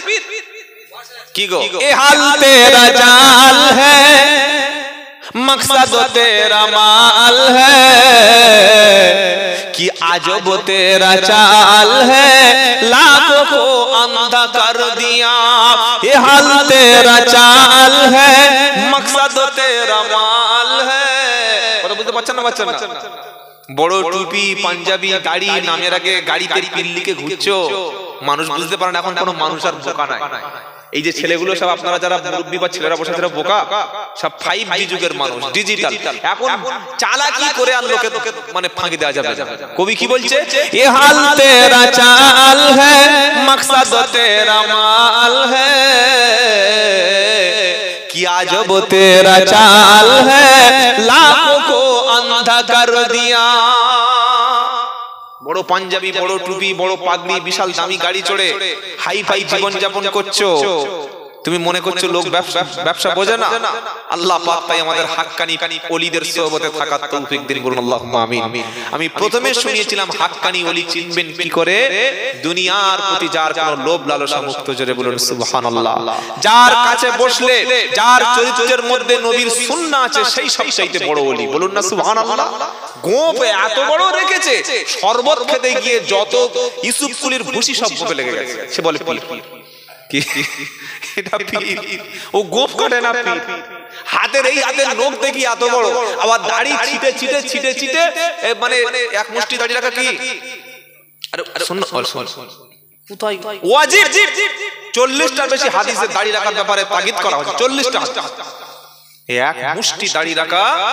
আমার দিকে হ্যালো, লুক এট মি, আমার দিকে খেয়াল করো। এক মুষ্টির বেশি দাড়ি রাখা দেখছেন ওয়াজিব। দাড়ি তো সুন্নাতের মধ্যে, কিন্তু এটা ওয়াজিব, রাসূলের নির্দেশ। এটা রাসূল বলে নাই যে রাখলে হয় না রাখলে, এরকম কোনো কথা না। নির্দেশ রাখো, মুশরিকদের বিরোধিতা করো, কাফেরদের বিরোধিতা করো। তারা গোপ বড় করে দাড়ি ছেড়ে ফেলে, কাফেররা গোপ রাখে দাড়ি ছেড়ে ফেলে, মুশরিকরা গোপ রাখে দাড়ি ছেড়ে ফেলে। তুমি মুসলমান, তুমি তাদের বিরোধিতা করো, তুমি গোপকে উড়িয়ে দাও, ছোট করো। উড়িয়ে মানে চেঁচে দাও না, ছোট করে দাও, আর দাড়িকে ছেড়ে দাও। বলুন সুবহানাল্লাহ। দাড়ি ছেড়েছে সে বলছে পীর হাক্কানি আলেম হতে হবে। আমরা সকলে আল্লাহ ওয়ালাদের মজলিসে বসবো। বলুন ইনশাআল্লাহ। বাবাজিরা, আল্লাহর ভাইরা, ইবাদতের ব্যাপক অর্থ। ইবাদত মানে হলো আল্লাহর হুকুম মতো জীবন যাপন করা। বলুন সুবহানাল্লাহ। যারা ইবাদত করে তারা আল্লাহর হুকুম রাসূলের তরিকার বাইরে চলতে। বিয়ে করা ইবাদত। বিয়ে করা কি? জোরে বলুন। বিয়ে করা ইবাদত, তবে বিয়েটা হবে আল্লাহর খুশির জন্য, নবীর তরিকায়। বললে আল্লাহর খুশির জন্য কিরকম বিয়ে করব? বিয়েটা করার উদ্দেশ্য হলো আমার সন্তান তৈরি হবে, আমি পরবর্তী প্রজন্ম বাড়াবো, আমার জীবনের যৌন চাহিদাটা হালাল ভাবে হালাল নেককার স্ত্রীর কাছ থেকে আমার জীবনের উদ্দেশ্যটা পূরণ করব, আমার সন্তান তৈরি হবে, পরবর্তী নেক্সট জেনারেশন বাড়বে, তারা আলেম হবে, শিক্ষিত হবে, ডাক্তার হবে, মাস্টার হবে, নবীর উম্মতকে আমি বাড়াবো, আর আমার জীবনের যৌবনের চাহিদাটা হালাল স্ত্রী দ্বারা আমি মিটিয়ে নেব, আমার স্ত্রীর মর্যাদা দেব, আমি তাকে পর্দার সঙ্গে রাখবো, আমি নামাজ পড়বো, আমার স্ত্রী নামাজ পড়বে, আমি কোরআন পড়বো, আমার স্ত্রী কোরআন পড়বে, আমার স্ত্রী আমার কাছে সম্পূর্ণ জীবন যৌবনের পূর্ণ নিরাপত্তা পাবে, আর টাকা স্ত্রীকে দিয়ে আমি বিয়ে করব, ওই টাকাটার নাম হলো মোহরানা, এটার নাম, এই বিয়েটার নাম হলো ইবাদত। এই বিয়েটার নাম কি বললাম? এই বিয়েটার নাম জোরে বলুন। কেউ যদি শ্বশুরের কাছ থেকে 5 লাখ দাবি করে, হাতে একটা সুন্দর ঘড়ি চায়, গলায় সোনার চেন চায়, আংটিতে দামি সোনার আংটি চায়, বাইক একটা কিনে দিতে বলে, একটা মাখালগাছা বাজারে একটা দোকান কিনে দিতে বলে, কিংবা মুরারিশা চৌমাথায় একটা বিল্ডার্স তৈরি করে দিতে বলে, শ্বশুরের কাছ থেকে টাকা ডিমান্ড করে বিয়ে করে, ওটা ইবাদত না, ওই বিয়েটা তখন হয়ে যায় গজব। বিয়েটা কি? আজকে আমরা বিয়ে করছি নাকি গজব ডেকে আনছি? খালি বলছো ও হুজুর কাঁদছিস কেন? বাপ বেটা ছেলে কাঁদে, বলে আমার কষ্টটা কার সাথে বলবো? কি হয়েছে বল?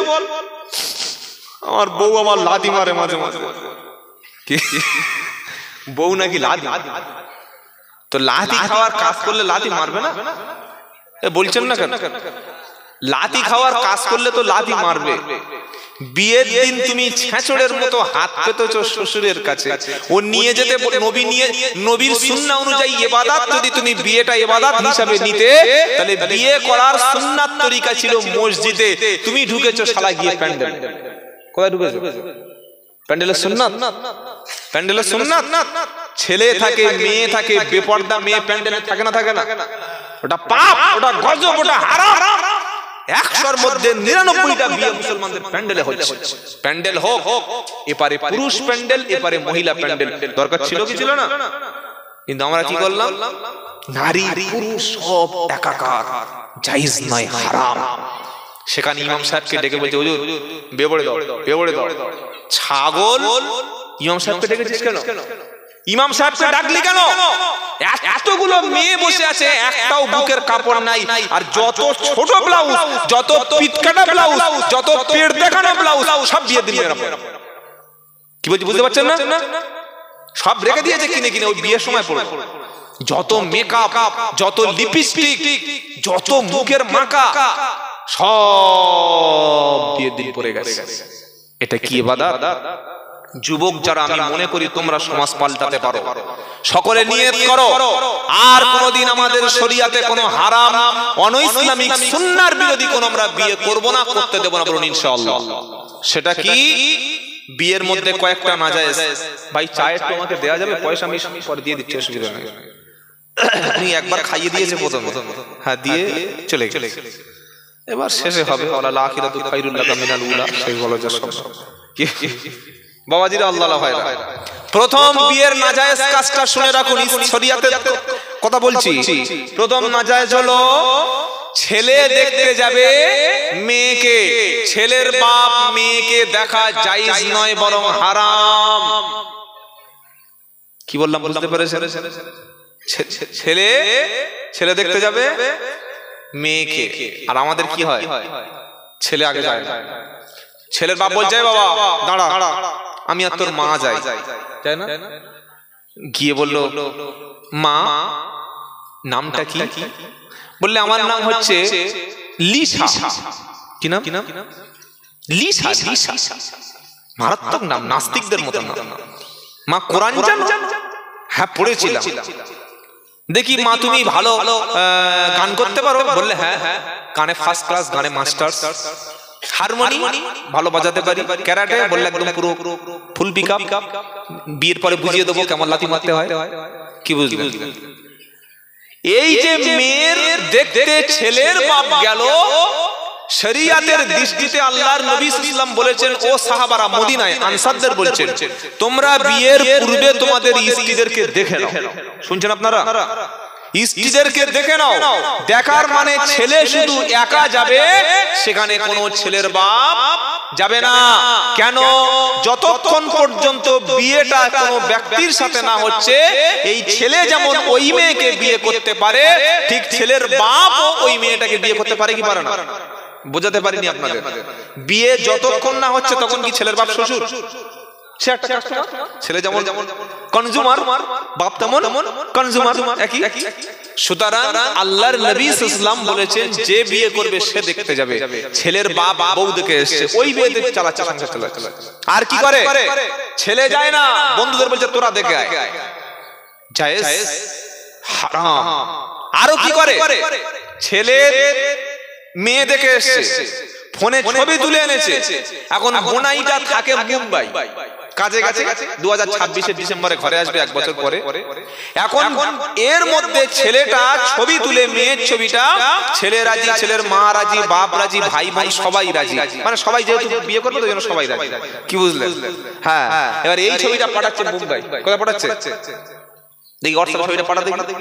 নেটটা অন করে বলছে, হেই না না না দারুণ হয়েছে, বুঝলি? শালার বলছে, বলে এই সকাল হেভি হেভি খুব দারুণ।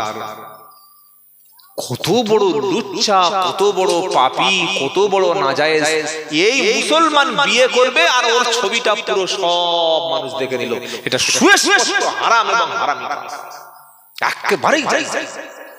যিনি বিয়ে করবেন তিনি দেখবেন, হয়তো একটা দুটো মহিলা নিয়ে গেলেন তারা দেখবেন, কিন্তু ভুল করে কোনোদিন কোনো পরপুরুষকে নিয়ে যাওয়া জায়েজ নয়।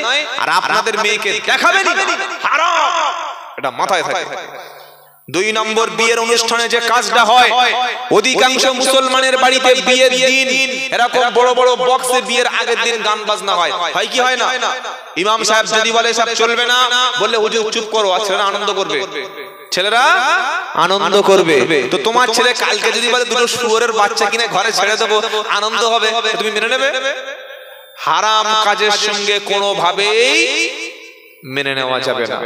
মান রাআ মিনকুম মুনকারা ফালিগাইর বিয়াদিহি ফাইল্লাম ইয়াস্তাতি ফাবিলিসানিহি ফাইল্লাম ইয়াস্তাতি ফাবিকলবিহি যালিকা আদওয়াফুল ঈমান।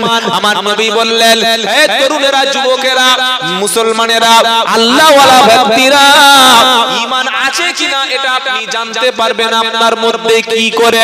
আমার নবী সাল্লাল্লাহু আলাইহি ওয়াসাল্লাম বললেন, যখন শরীয়ত বিরোধী কোনো কাজ হবে, তোমার চোখের সামনে সর্বপ্রথম তুমি ক্ষমতা দিয়ে রুখে দেবে, হাত চালাবে, ক্ষমতা দিয়ে রুখে দেবে।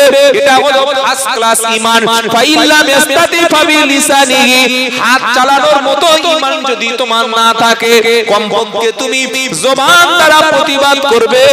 এটা হলো দ্বিতীয় কোয়ালিটি, সেকেন্ড ক্লাস ঈমান। ফাইল্লাম ইয়াস্তাতি ফাবিকলবিহি, যদি তোমার মুখ চালানোর মতো, মুখ দিয়ে প্রতিবাদ করার মতো হিম্মত যদি তোমার না থাকে, তাহলে ফাবি কলবিহি, অন্তর দিয়ে কমপক্ষে ঘৃণা করো। অন্তর দিয়ে ঘৃণা, কোন অন্যায় দেখে কোন মানুষ যদি করে, আমার নবী বলেন যালিকা আদওয়াফুল ঈমান। অন্তর দিয়ে ঘৃণা করা হলো দুর্বল ঈমানের পরিচয়। যে শরীয়ত বিরোধী কাজ দেখে, হাত চালায় না, মুখ খোলে না, অন্তর দিয়ে প্রতিবাদ করে না, আমার নবী বললেন ওর মধ্যে সরিষার দানা পরিমাণ ঈমান নাই। মুসলিম শরীফের হাদিস। আপনি হাদিসটা কেটে উঠে চলে যান।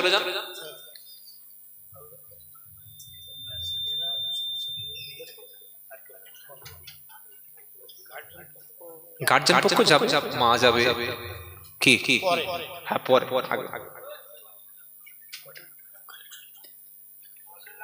খাতা কলম রেডি করি। না না, উনি জিজ্ঞাসা প্রশ্ন করবে না, প্রশ্ন করলে জানবে কি করে? বাবাজিরা আল্লাহ রেডি করি। এই বাবা, বিয়ের দ্বিতীয় নাজায়েজ কাজটা হলো এই যে বরযাত্রীর নামে জুলুম। আপনি বিয়ে করে শান্তি নেই, আমি তো দেখতেই পাচ্ছি সমাজ। বিয়ে করেই আরো বেশি অশান্তি। বিয়ে করেছে 3 লাখ টাকা খরচ, 6 মাসের ডিভোর্স। ভাই কি হয় না? ডিভোর্স বাড়ছে না? আগে পাড়ায় ডিভোর্স, আর এখন ডিভোর্স। সে দেখি হাতের চুড়ি, নাকের কিরে সাবিনা কি হলো? না হুজুর ডিভোর্স হয়ে গেছে। কেন হলো? কেন হলো? আল্লাহর হুকুম, আল্লাহর ইবাদতের বাইরে গিয়ে বিয়ে করলে ডিভোর্স। টাকা কোনদিন সুদ দিতে পারে? দ্বিতীয় যে নাজায়েজ কাজটা হয় সেটা হলো বরযাত্রীর নামে জুলুম। আছে না? কি বলছেন আপনার এলাকায় নাই? ছেলের বাপ বলল মেয়ের বাপকে, ভাই আমরা 50 জন আসবো, আমাদের বংশ বড়, আমরা ইয়াজুজ মাজুজের বংশ, 50 জন আসবো। এবার এদিকে রান্না করেছে 50 জনের, ওদিকে 10টা স্করপিও গাড়ি আর 12টা টোটো, 160 জন। কজন বলুন? 160। মেয়ের বাপ মাথায় হাত দিয়ে দোয়া ইউনুস করছে, লা ইলাহা ইল্লা আনতা সুবহানাকা। কোত্থেকে খাওয়া? ছেলের বাপ বলেছে 50 জন আসছে, 160 জন। ছাগল, গরু, কুকুর, বাঁদর, শূকর, গাধা যা পেয়েছে ধরে নিয়ে চলে। কত বড় জুলুম এই সমাজের উপরে মেয়ের বাপের উপরে করে জানেন? মেয়ের বাপ বলছে, আল্লাহ কি বড় ভুল করেছি মেয়ে জন্ম দিয়ে, আমি যদি মেয়ে জন্মই না দিতাম ওর চাইতে ভালো। নবীর হাদিস শুনেন, ইন্না আযামান নিকাহ বারাকাতান আইসরুহুমুনা। আমার আল্লাহর নবী সাল্লাল্লাহু আলাইহি ওয়াসাল্লাম বলেছেন, ওই বিয়েটা সবচাইতে বেশি বরকতময় যে বিয়ের খরচটা সবচাইতে কম হয়। জোরে বলুন সুবহানাল্লাহ। আমরা যুবক যারা আছি, সমাজ আমরা পাল্টাবো। বিয়ে করবেন মসজিদে। কোথায়? মসজিদে। 10 থেকে 12 জন, 13-14 জন যাবেন, ইনশাআল্লাহ ইজাব কবুল হয়ে গেল। আমি পুরুলিয়াতে, বর্ধমানে, নদিয়াতে, অসংখ্য জেলায়, অসংখ্য জলসায় গিয়ে এরকম জলসার মজলিসে বিয়ে হয়। আপনারা দেখেন নাই? এবছর মোগরাহাট ইজতেমায় হয়েছে, প্রচুর বিয়ে হয়েছে। জানেন আপনারা? হ্যাঁ, বড় বড় কোরআনের মাহফিল। আমি ত্রিপুরায়, আসামে গিয়ে জলসার মজলিসে বিয়ে পড়িয়ে দিয়েছি, 1 পয়সা খরচ নাই। ছেলেটা পাশে এসে বসে থাকবে, মেয়ের বাপ বলবে, আমি এত টাকা দেন মোহরে, আমি আপনার সঙ্গে আমার মেয়ের বিয়ে দিয়ে দিলাম। ছেলেটা আলহামদুলিল্লাহ কবুল, কিছু খেজুর ছড়িয়ে দিলাম, যাওয়ার সময় মেয়ে নিয়ে চলে গেল। খরচ আছে? এই বাবা বলছেন না কেন? ইসলামে ছেলের বিয়েতে 1 পয়সা খরচ না, মেয়ের বিয়েতে ইসলামে 1 পয়সা খরচ নাই। যদি আপনি আপনার স্ত্রীকে ভালোবেসে থাকেন, স্ত্রীকে আপন করে নিতে চান, বিয়ের শরীয়তের বরখেলাপ কোনো কাজ করবেন না। ছেলে আসলো, ছেলেটা বাড়ি থেকে চলে এসেছে মাখালকাছা বিয়ের মজলিস পর্যন্ত, ওখানে এসে গাড়িতে চুপচাপ বসে আছে, আর লাভ না। ওকে কি করতে হবে?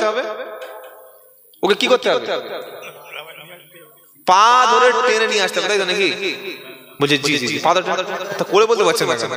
ওকে কোলে করে আনতে হবে। কত বড় খোঁড়া, কত বড় ন্যাংলা, কোলে করে আনতে হচ্ছে। আবার আসলো বাবা বেটা ছেলে, মুখ করে যাবে, তার ভাসু। হ্যাঁ, এখানে কি সব গায়ের মহরম বসে আছে? বেটা ছেলে মুখে কাপ। কি বুঝলেন? আর বিয়ের সময় বলছে পড়ো লা ইলাহা ইল্লাল্লাহ, তার মানে মাল কলেমা পড়ে, কলেমাই জীবনে পড়ে। এগুলো শরীয়তের বরখেলাপ কাজ করবেন না। বিয়েতে যৌতুক দিতে হবে, হাঁড়ি দিতে হবে, শোকেস দিতে হবে, আলমারি দিতে হবে। আরে বাবা, তোমার যদি এত চাহিদা, তুমি ভিক্ষা করো, রাস্তায় বসে ভিক্ষা করে চাইতে বেশি পয়সা পাবে। মেয়ের বাপের কাছে চাওয়া মানে মেয়েকে অপমান করা। মেয়ের বাপ তার গ্রাজুয়েশন কমপ্লিট করা মেয়ে, অনার্স করা মেয়ে, 18 বছর খাইয়ে ধুইয়ে বড় করে তার জীবনের কলিজা তোমার কাছে দিয়ে দিল, এরপরে তুমি শ্বশুরের কাছে পয়সা চাইছো কেন? মনে করবে স্ত্রী হলো শ্বশুরের পক্ষ থেকে তোমার জন্য সবচাইতে বড় গিফট। বলুন আলহামদুলিল্লাহ। স্ত্রী হলো শ্বশুরের পক্ষ থেকে তোমার কাছে সবচাইতে বড় আল্লাহর পক্ষ থেকে নিয়ামত, বড় পুরস্কার। আর দুনিয়া কুল্লুহা মাতা ওয়া খায়রুল মাতাই দুনিয়াল মারআতু সালিহা। জোরে বলুন সুবহানাল্লাহ। তবে আপনাদের এলাকায় মনে হয় সব বিয়েতে দাবি করেন। আচ্ছা, আজকের জলসায় যাই হোক, কি হবে আলোচনা কাল সকালে কি শুনবে? আজকের কি আমরা সকলে তওবা করব? আমরা নবীর সুন্নাহ অনুযায়ী বিয়েটা ইবাদত হিসাবে নেব? কোন দিন যত ছেলে আছেন, যত ব্যক্তি আছেন, হাত তুলে আজকে শপথ করুন যে শ্বশুরের বাড়ি থেকে টাকা পয়সা, খাট গদি, bike, dressing table, dining table, আল্লাহ আলমারি, একটা টাকা পর্যন্ত চাইবো না। কারা কারা রাজি আছেন? দু হাত তুলে দেখান। নারে তাকবীর। এই বাবা পিছনে ছেলে হাত তুলুন না, হাত তুলুন, সকলে হাত তুলুন, বলুন টাকা নেবো না, বলুন ইনশাআল্লাহ। মাঝখানের মালগুলো দারুণ চালা। শখ করে যদি BMW গাড়ি দেয় নিয়ে নেবেন, কি বুঝলেন? আল্লাহ হেফাজত করুক, সকলে জোরে বলুন আমিন। হাত তুলছে না তার মানে বলছে খাবো, এত কাঁচা মিছে কথা বলবো, কি বুঝলেন? আল্লাহ আমাদের হেফাজত করুক, সকলে জোরে বলুন আল্লাহুম্মা আমিন। একটু জিকির করুন লা ইলাহা ইল্লাল্লাহ, লা ইলাহা ইল্লাল্লাহ, লা ইলাহা ইল্লাল্লাহ মুহাম্মাদুর সাল্লাল্লাহু। বিয়ে করার পরে স্ত্রীকে কখনো খোঁটা দেবেন না। তুই ছোট লোকের বাচ্চা, তুই আমার বাপের বাড়ি থেকে কি এনেছিস, তোর বিয়ে করে ভুল হয়ে গেছে, এমন কথা বলো না।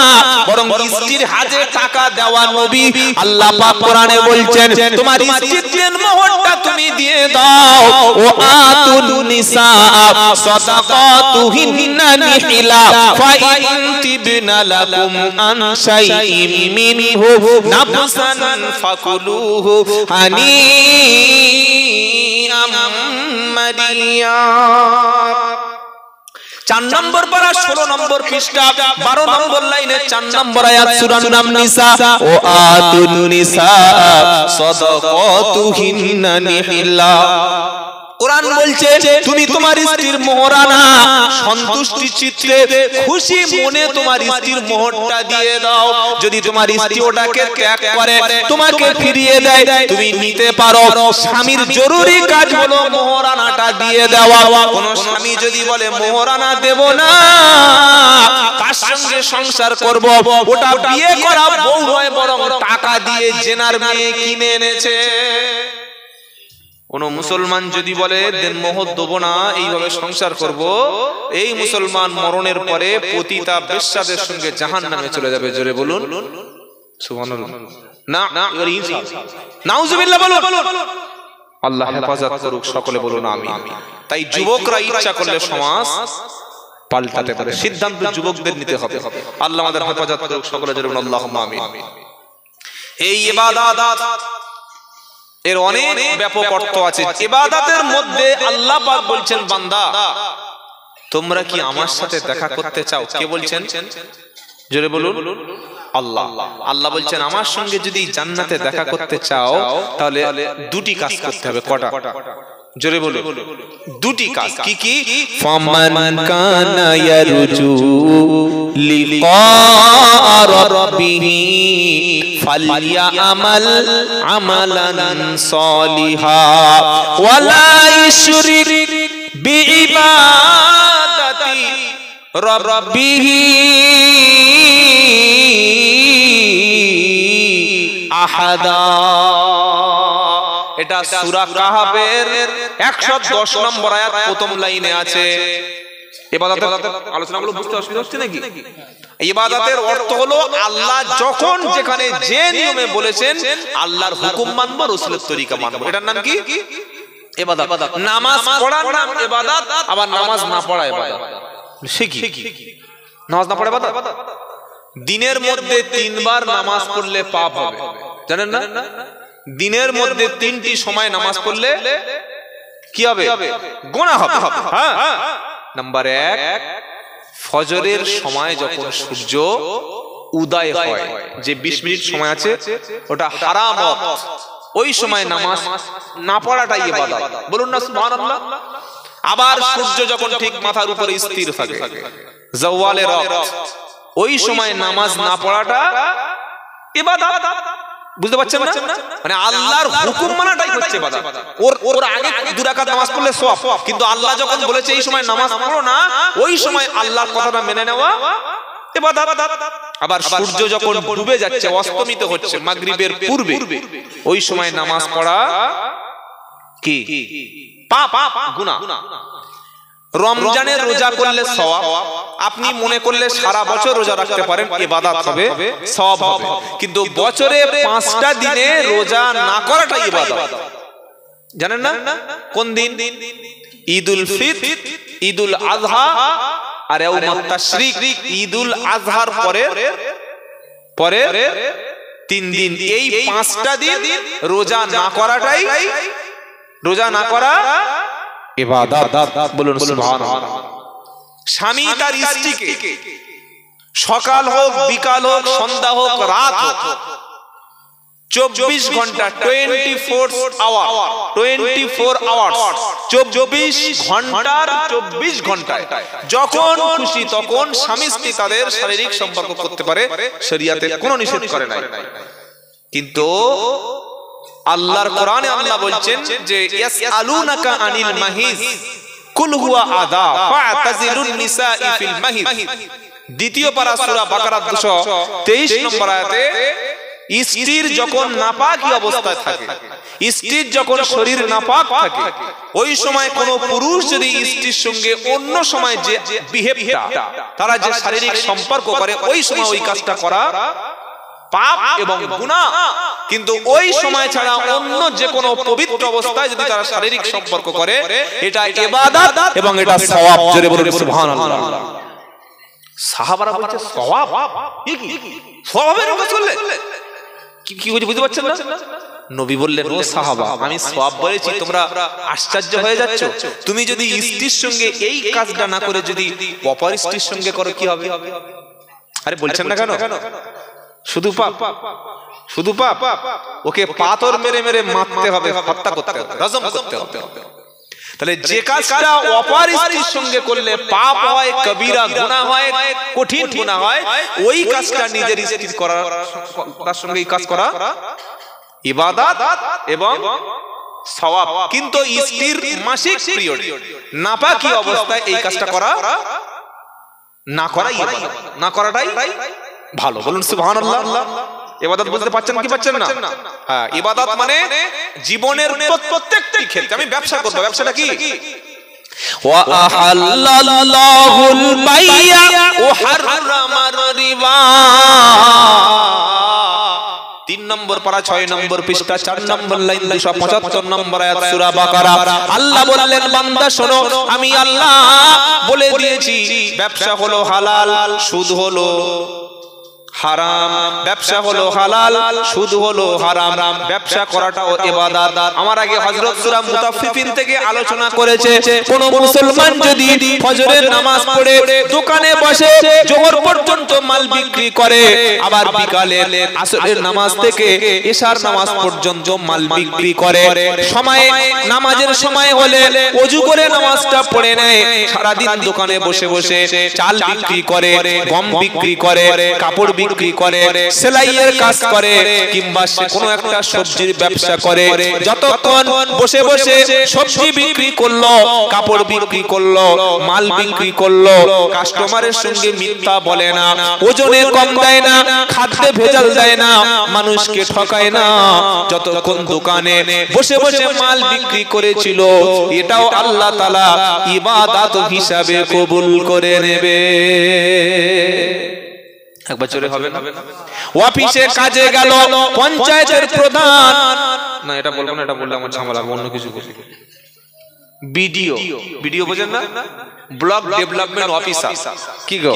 বিডিও, বিডিও অফিসে বসে বসে একটা ফাইলে সই করে দেয়, মাসের শেষে 1.5 থেকে 2 লাখ টাকা সরকারি স্যালারি পাবে কি পাবে না। এদিকে সরকারি স্যালারি পাবে 1.5 লাখ টাকা, আবার জনগণের কাছ থেকে বলছে বিলে সই করে দিচ্ছি, দাও চাচা 50। ইবাদত হলো? অফিসে যতক্ষণ বসে আছে, সকাল 10টায় অফিস খুললো, সরকার যদি বলে 10টায় ঢুকতে হবে, ও যদি মুসলমান হয় ওকে 10টায় অফিসে ঢুকতে হবে, বিকাল 4টায় ছুটি হবে, 4টায় অফিস থেকে বার হতে হবে। যদি 3:30 বার হয়, 10:30টায় অফিসে ঢোকে, 1 ঘন্টা কম ডিউটি করলো, আবার পুরো মাসের টাকাটা নেবে, ওর টাকাটা কিন্তু নেওয়া হারাম হবে, কারণ ওই 30 দিনে 6 ঘন্টা ডিউটি ওটা সরকার যে কন্ট্রাক্ট করে নিয়েছে, ওই সময় অফিসে বসে বসে চাকরি করবে, কম্পিউটার সারবে, খাতা কলমের কাজ করবে, লেখালেখি করবে, ওই সময়টা যদি সে আল্লাহর হালাল রুজি অর্জনের জন্য অফিসে বসে, ঘুষ যদি না খায়, ফাইল যদি আটকে না দেয়, যতক্ষণ অফিসে বসে বসে ডিউটি করবে, এই ডিউটিটা আল্লাহ ইবাদত হিসাবে কবুল করে নেবে। তবে এখন পুলিশ মানে ঘুষ খায় না, পাওয়া মুশকিল।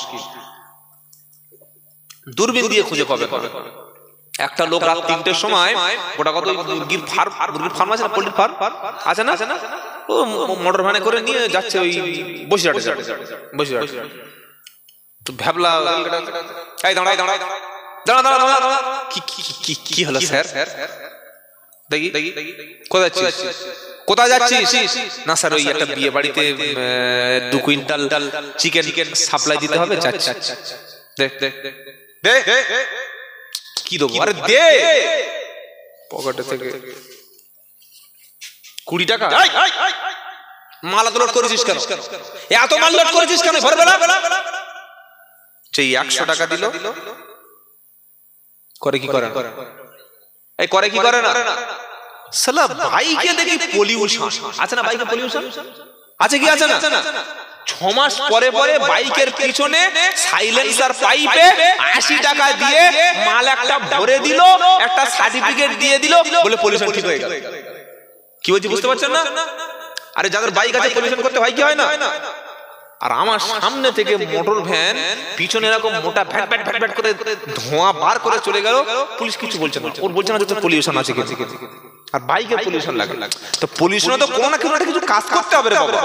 হ্যাঁ, আপনি পলিউশন কাগজ ফেললে 1000 টাকা ফাইন আছে না? খালি পিছনে একটা পাইপ ভরে দেবে, 2 মিনিট বার করবে, 80 টাকা কাগজ দিয়ে দিল, পলিউশন হয়ে গেল। এই সব ভণ্ডামি করলে আল্লাহর ইবাদত হয় না। আল্লাহর ইবাদত যদি কেউ চাকরি করে, চাকরিটাও আল্লাহর ইবাদত যদি ঘুষ না খায়। জোরে বলুন সুবহানাল্লাহ। সকলে আমরা আল্লাহর ইবাদত করব ইনশাআল্লাহ, বলুন ইনশাআল্লাহ। ইবাদত মানে বুঝতে পেরেছেন তো? জীবনের সব ক্ষেত্রে কথা বলা ইবাদত, যদি কথাটা আল্লাহর রাজি এবং খুশির জন্য হয়। ওয়ামান আহসানু কাওলাম মিম্মান দাআ ইলাল্লাহ ওয়া আমিলা সালিহান ওয়া ক্বালা ইন্নানি মিনাল মুসলিমিন।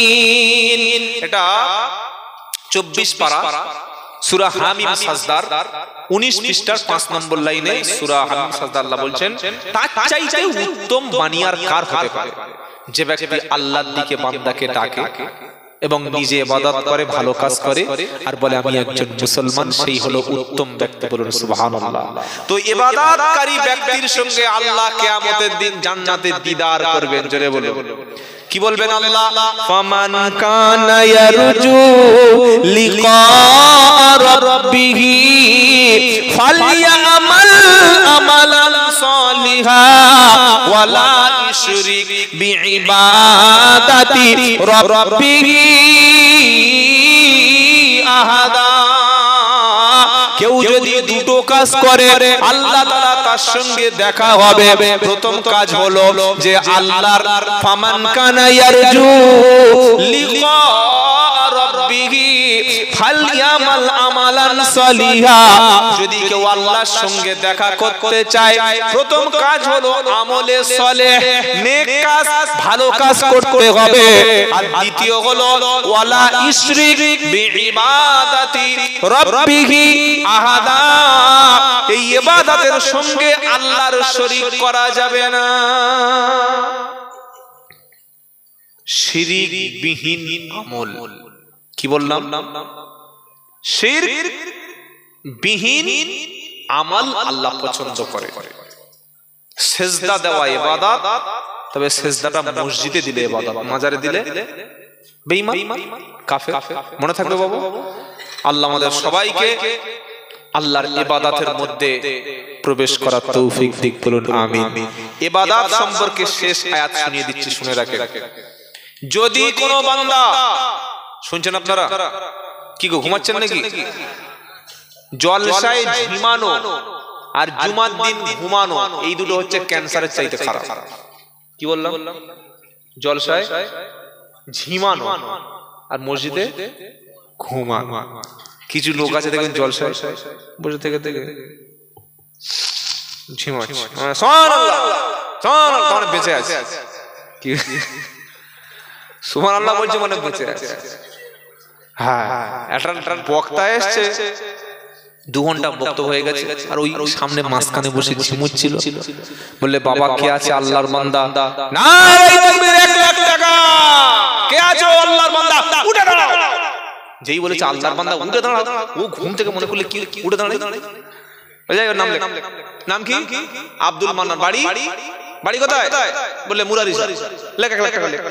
হতো মানে হ্যাং হয়ে গেছে। কি সর্বনাশ। আমি ঘুমোচ্ছিল, মাল বুঝতে পারে না। বলেছে উঠে দাঁড়াও, কে আছে 1 লাখ টাকা। আর ওর কানে গেছে খালি উঠে দাঁড়াও, উঠে দাঁড়িয়েছে ঘুম পারে।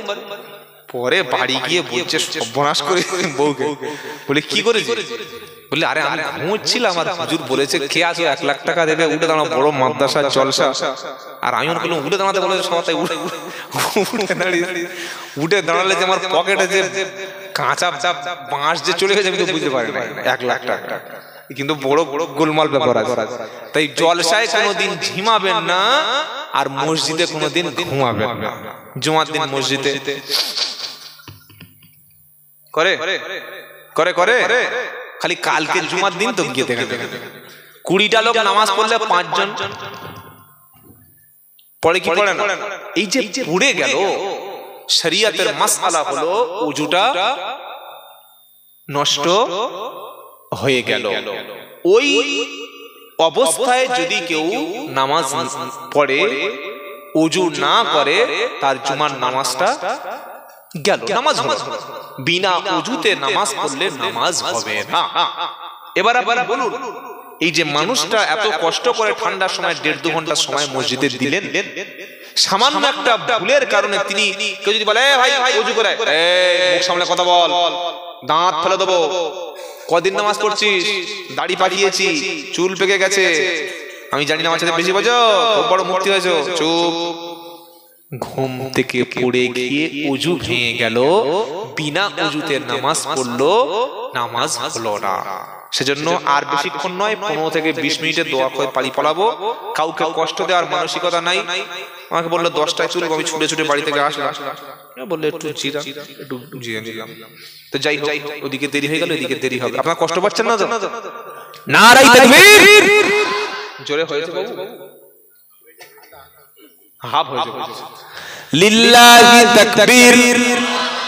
আরো জোরে আল কোরআনের আলো, আল হাদিসের আলো, মোবাইলের আলো। হ্যাঁ বন্ধ করো। আজ ঘরে কোরআন চলছে না মোবাইল চলছে? কি গো, রাতে শুয়ে আছে, 1:30টা বেজে গেছে, শুয়ে শুয়ে বান্ধবীর সঙ্গে চ্যাটিং। কি হচ্ছে বলো? হুজুর একদিন বাড়িতে গেছে, রাত 12টার সময় একটা যুবক ছেলে বিয়ে করে 3 বছর পরে শ্বশুর বাড়ি গেছে, গিয়ে বলছে হুজুর আমি যত রাতে বাড়ি যাই আমার বিবির নূরের মতো চেহারাটা মুশারির বাইরে থেকে দেখতে পাই। হুজুর বলছে কি বললে বাবা, আরেকবার বলো।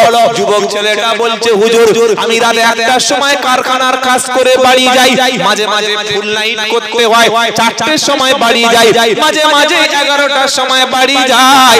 আর যতবার বাড়ি যাই গিয়ে দেখি আমার স্ত্রীর চেহারায় আল্লাহর দেওয়া নূর যেন চমকাচ্ছে।